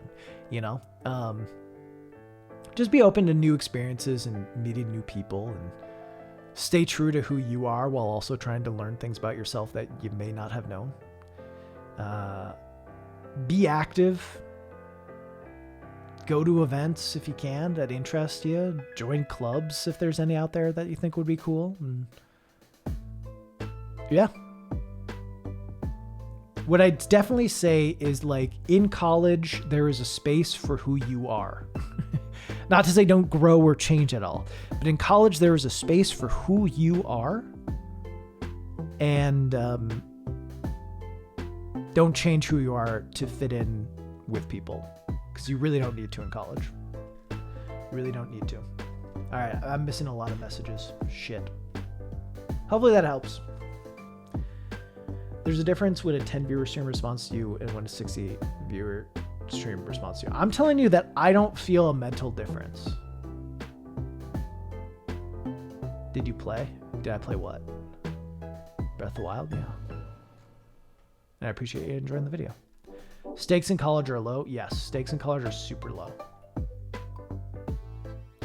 Blade Blur, thank you. I don't feel the difference. Yeah, I think it's person on screen talk to me. Person on screen value my part of the conversation enough to respond, and I feel that blast. Serotonin, dopamine, whatever it is. Not to say that there are no stakes in college, but, like, there are support systems to help you. Hello there. I'm alone in my apartment, but others know what I say. Yeah. I am having interaction with people while I type. I am on toilet right now, and people still talk to me. Jakers, thank you. Thank you. You can't see it because I don't have a cam, but I'm giving you a Ludwig 7 in response.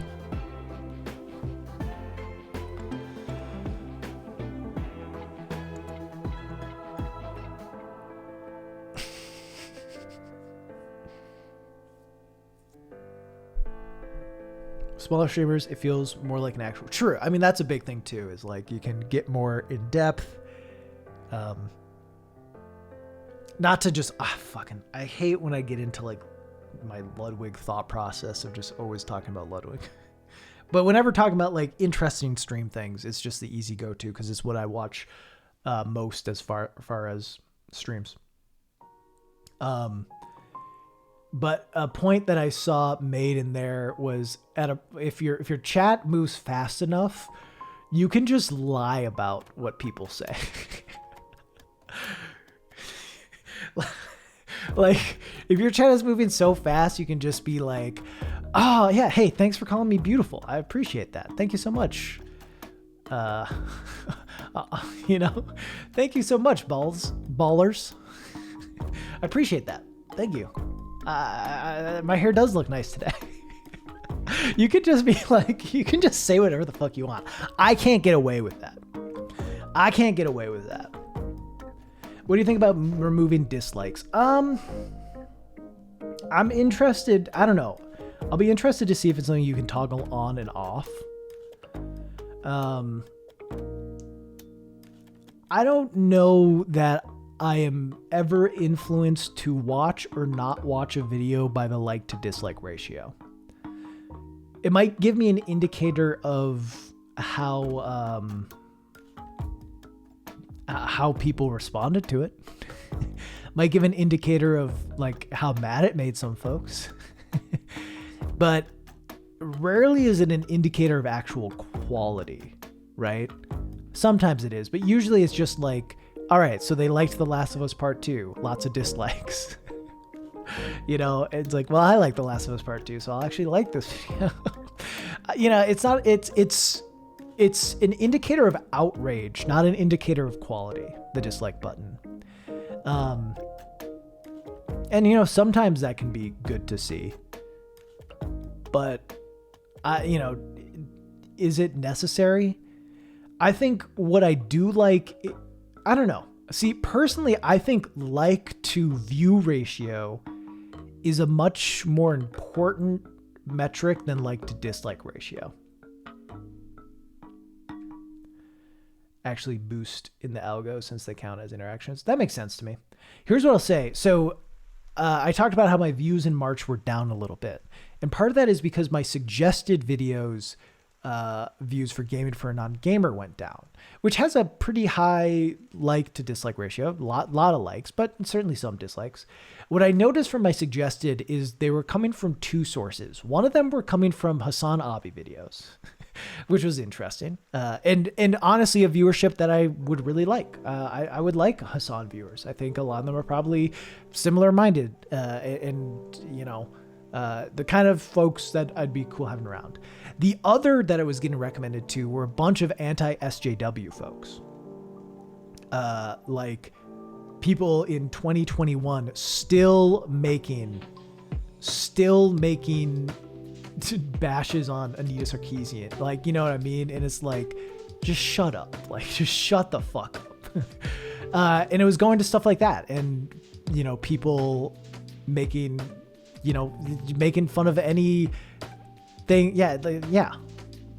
Just annoying shit that, like, I don't want those viewers. I do not want viewers who, like, frankly, use the term SJW seriously. You know what I mean? So yeah. Turbo, honestly, it was way earlier than 2016. I feel like, I mean, that's definitely like, I read 2018, definitely way earlier than 2018. You said 2016. I feel like it was even earlier than that, to be honest. But anyway, my point is, a lot of them were coming from that, which I think were coming from, like, it was recommending to people because folks who watched those videos probably disliked my video because it's pretty inclusionary. And it was promoting to them to essentially make fun of it. And that kind of died out recently, which, like, obviously the views were nice, but ultimately I guess it's good that I'm not getting recommended to people that I really don't want in my audience. If women play game, I die. Woman in game. What is your favorite charity? You know, that's a good question. I don't know. I have not really been a person who has a favorite charity, to be honest. I usually just, when someone is doing some sort of fundraiser and they have some sort of thing that they're supporting, I give to that. Local charities are probably always going to be the best, yeah, because money will go the farthest. So I don't know. Lots of great stuff. I aim typically to go local when I do and spread it across stuff, but I don't know. It's also very timely, right? Like sometimes there's going to be certain charities that you should be given to because of some sort of thing going on, you know, like with the various bail funds during the protests over the summer, right? Like those were important ones to give to at that time, where there's just going to be different times and needs.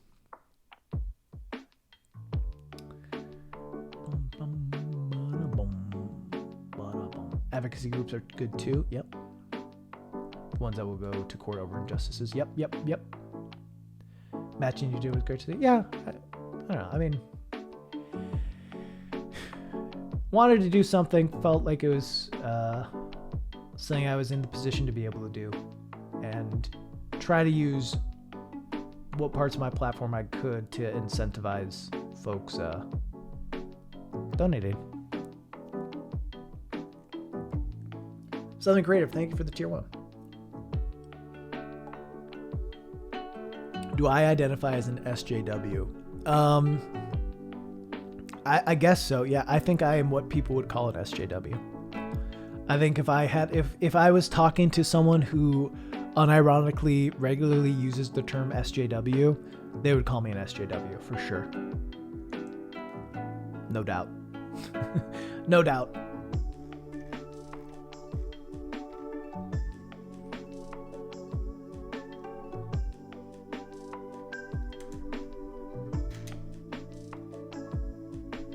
You heard it here first. Sorry if you've answered this before. Didn't know about the stream. Have you ever considered making a game, or just I would love to make a game. I'd love to make a game. I do not have a lot of the skills for it. Like I don't have programming skills at all, and I have some. I have social justice druid. True. Why does it have to be warrior? Warrior's not even a great class. Give me social justice bard, please. Please. Anyway, I would love to make a game. I would need to work with other people to do it. And maybe one day. But I lack a lot of the skills that you need to get into game dev. Or at least to get into game dev in the way I would want to be in game dev, if that makes sense. The ideas guy who sits back and is like, oh, wow, what if we did this? All humans have opportunities to thrive. True. I do.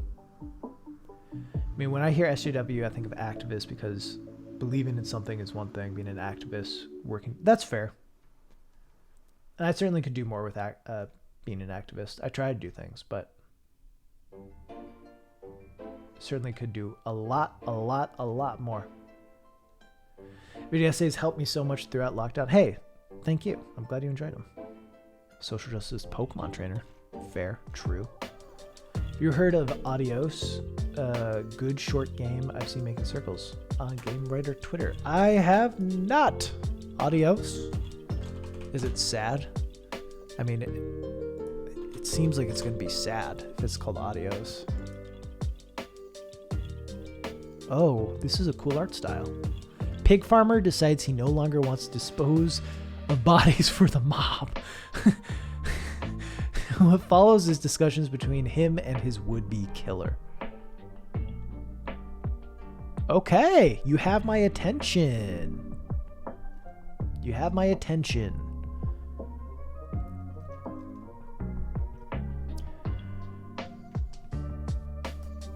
didn't take. Yeah, you know, it's goofy. You could be a designer easy. I've heard. I've been headhunted to be a junior game designer at a company. Dude, that's dope.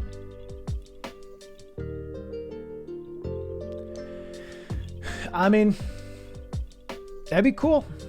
I'd love to work in game design.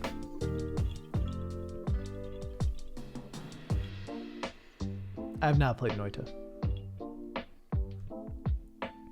I have heard that about it though. This is not what I was expecting. That is not. Oh, Adios. Yeah.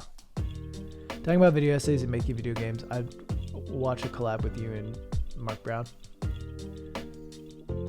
Yeah, Mark doesn't really collab much though. I don't really collab much either. But I'm sure there'd be a potential for it. I don't know exactly what it'd look like. Game development seems like something a lot easier to get into these days. Just need to get a team together with the necessary skills or have time to learn. Yeah. Have you played Hollow Knight? Yep. I'm playing it on stream currently. I was going to finish it on Sunday, but I had to fix my PC instead. And I played Ori. Great. Play that on stream too. Great game. I'm looking at jobs in game publishing and it sucks to be limited in the Midwest. So that is the big point of it for me, Fly Penguin, is like, I feel like I'd have to move. I'm sure more stuff's remote now than ever, but I don't know. Mark doesn't collab as much as talk to people from what I've seen. Yeah. So I think for us to collab, we would need to have a reason to interview each other. And I don't know that either of us would have a video idea where that would make sense for.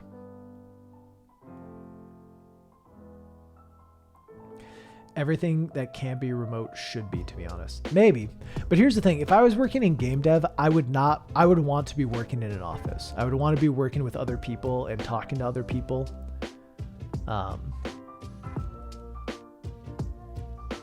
That is the value I think I would get from it.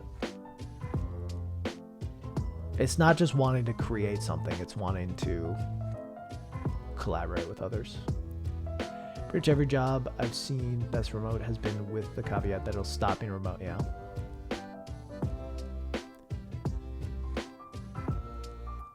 Man, it's hard to pin down, yeah. So used to working remotely, but I guess it depends on the person. True. I might play Bug Fables on my own, but I don't think I'm going to stream it. Coworkers are rad, can't wait to be in proximity with them. Yeah, that's how I feel. About to say, game dev is one of the only jobs I'd rather be in a shared space. Yeah. Ultra hard to do remote. Good games are made by good teams that collab. Yeah.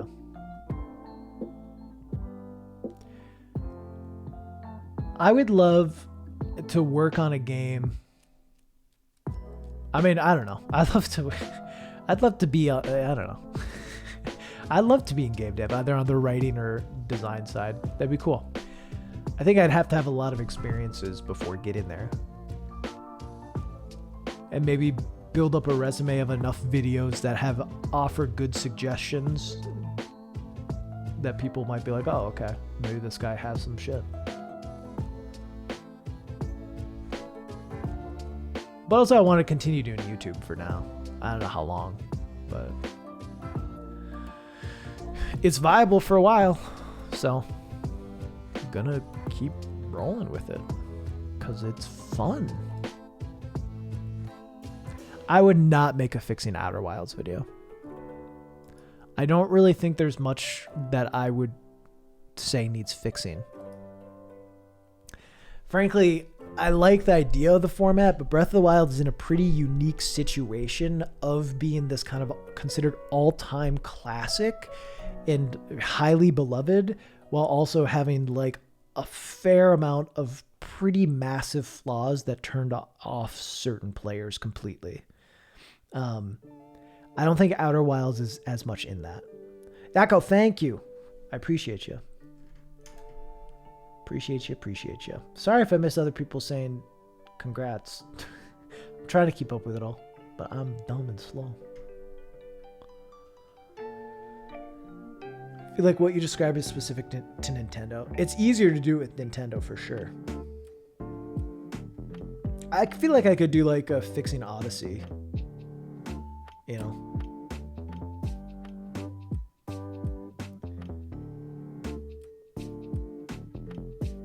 I think Breath of the Wild was a pretty perfect video for the format. And it's certainly harder with other games. Not impossible.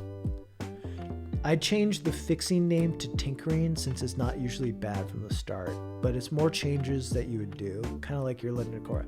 Sure.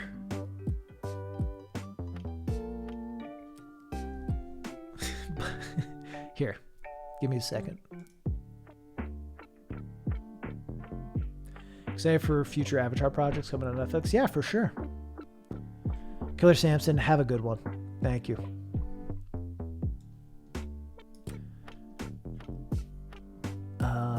Where's the fucking thumbnail? Give me a second. Give me a second.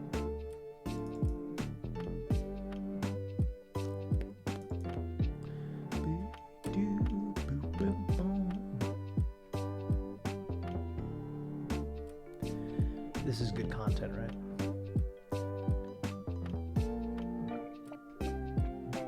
This is good content, right?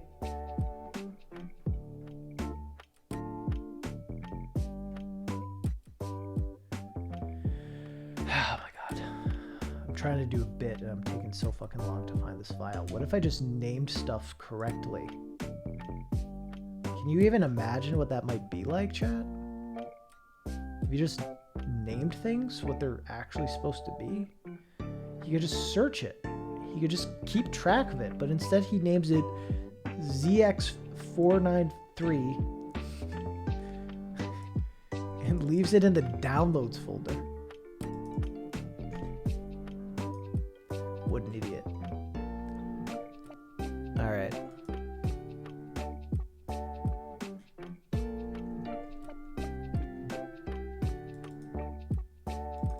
I don't have the font for this. It's going to look a little off. All right. You ready? How does this look?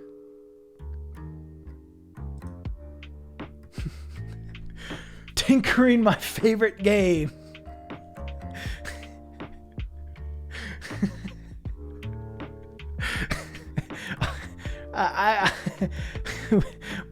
While I can appreciate what you're saying, I agree. Like, fixing is a drastic thing.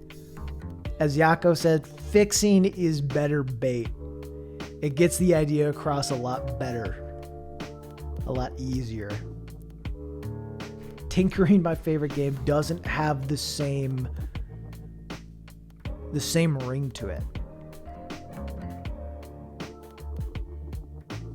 Tinkering, the tastiest games. Sure, it also loses the alliteration. Oops. Oh god. Fuck. Anyway, oh fuck. Wrong button. I'm falling apart. Anyway, my point is, I hear ya, but I don't think it would be the right move. Sometimes you gotta go for the bait.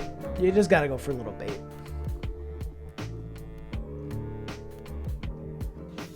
I've seen some people make videos discussing whether or not video games are an art form. Of course they're an art form, yeah. Would that be something you talk about? I feel like I've seen enough videos on it where I don't know that I have much to add.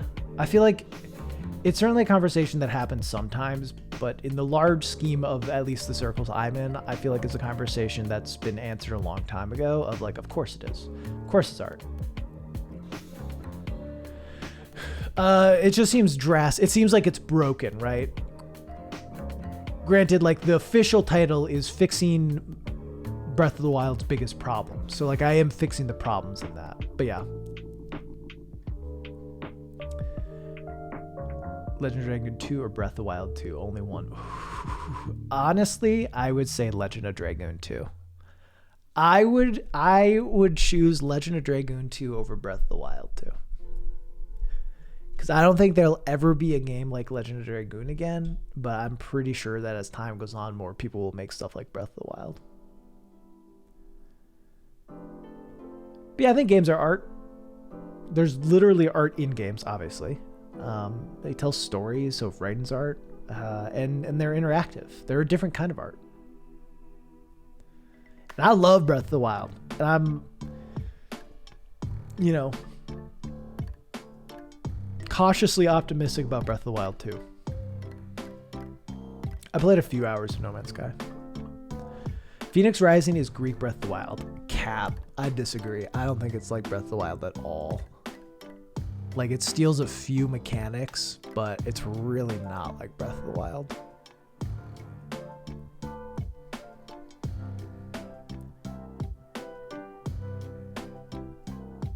Did you use Shauna on your team, or did you have a successful team? Of course I didn't use Shauna on my fucking team.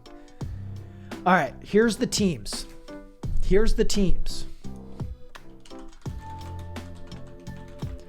Chat, for those of you who don't know, Legend of Dragoons, a classic JRPG from the 90s, clearly was going to be the Final Fantasy killer, but then it wasn't. It wasn't at all. Why cautiously optimistic about Breath of the Wild 2? Because I don't want just another Breath of the Wild. I want it to expand on it in some way, and I really don't fully know exactly how that's going to be or what it's going to look like. So we'll see. I have faith that they can do something great, but who knows what the game will be. All right, chat. You have to have Dart on your team because he's the main character. Right? Dart, handsome, Cloud-esque protagonist. Cool. And then obviously you keep Levitz, rip, and Albert on your team. Once King Albert becomes the character, you get King Albert, baby. Gust of fucking Winddance. This handsome, beautiful speared man. And then Rose. You gotta have Rose.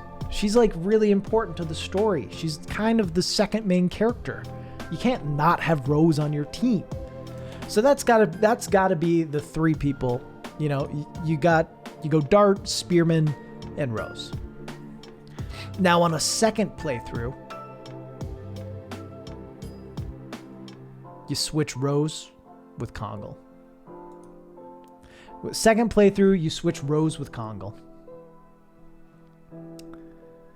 Alright. Third playthrough, you switch Kongal with Hatchel.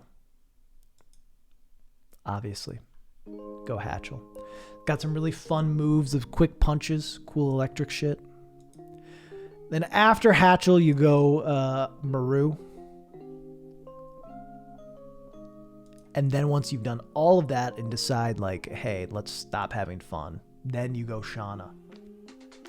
Then you put Shauna in your team. Don't get me wrong, Shauna, best girl. Shauna, a good character, but makes game less fun. Makes game less fun. She's not very fun to play. There's not much to her. She takes like the best part of the game and the best part of the combat and simplifies it to nothing. It's a JRPG from the 90s. It's one of my favorite games ever. Love it. Anyway.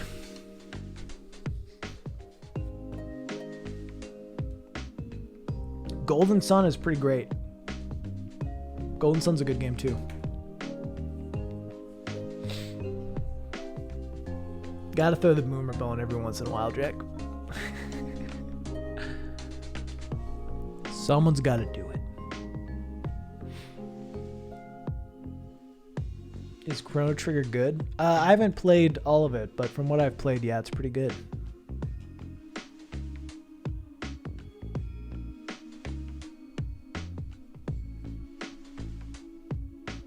Do you need to play Legend of Dragoon multiple times to get the true ending? No, there's just one ending.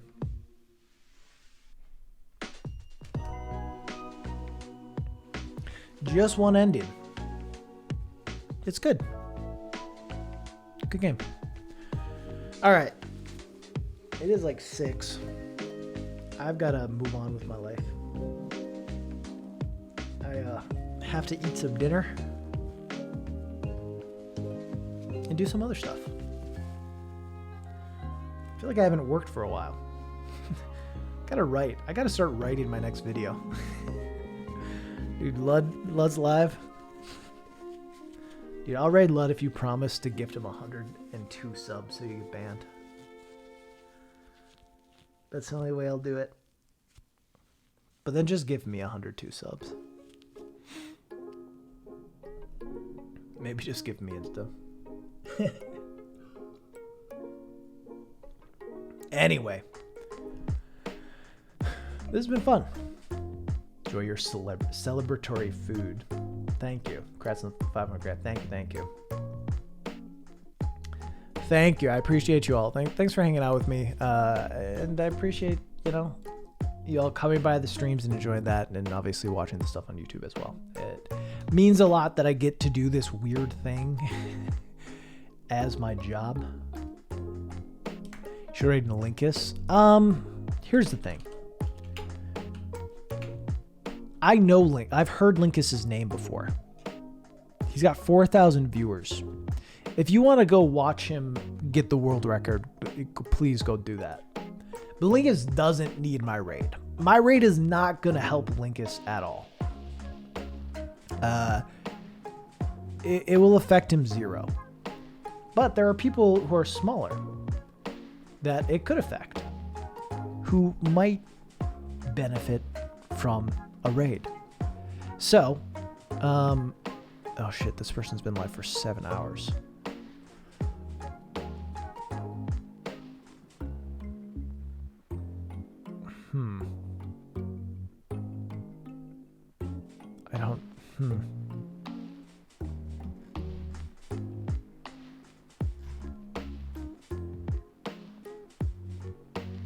Well, we'll drop a raid. All right, we'll drop a raid. Because I like the stuff she does. So she's primarily, plays games. I found her because I was doing Hollow Knight stuff, or watching Hollow Knight, and she was playing Hollow Knight. Because I haunt the Hollow Knight and Outer Wilds categories, and I found this streamer through that, and she does like D&D prep, and currently is doing some world building and just talking about D&D, which is fun and good stuff, and I definitely would recommend a follow to get some thoughtful, good stuff, content. Stop by, drop a follow, drop a hello, drop a primer if you got one. And yeah, poggers. Anyway, look at you, Mitch. I hope you all have a great day and or night, and I will see you on Thursday, because I'm going to stream on Thursday.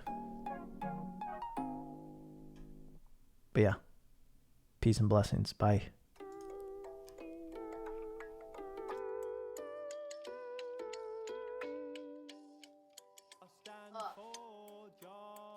Okay. Oh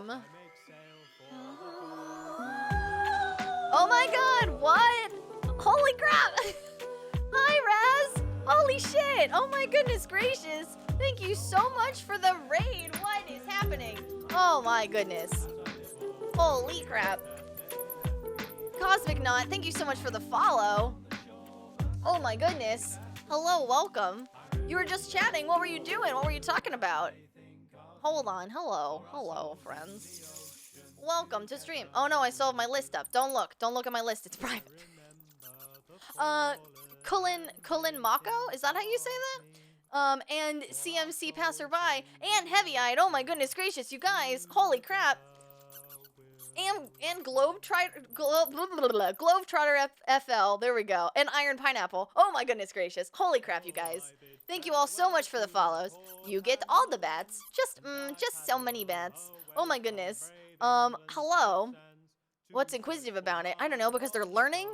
That's kind of the idea, is where I'm at. I don't know. Hi there, Viking. So many bats. There's so many. Bones in the ocean. Yes. What? Who, me? Listening to the longest Johns? That doesn't even sound right. Hi there, Steve Spam. Hi, Globetrotter. Hi, is it Katsatraz? Katsatraz?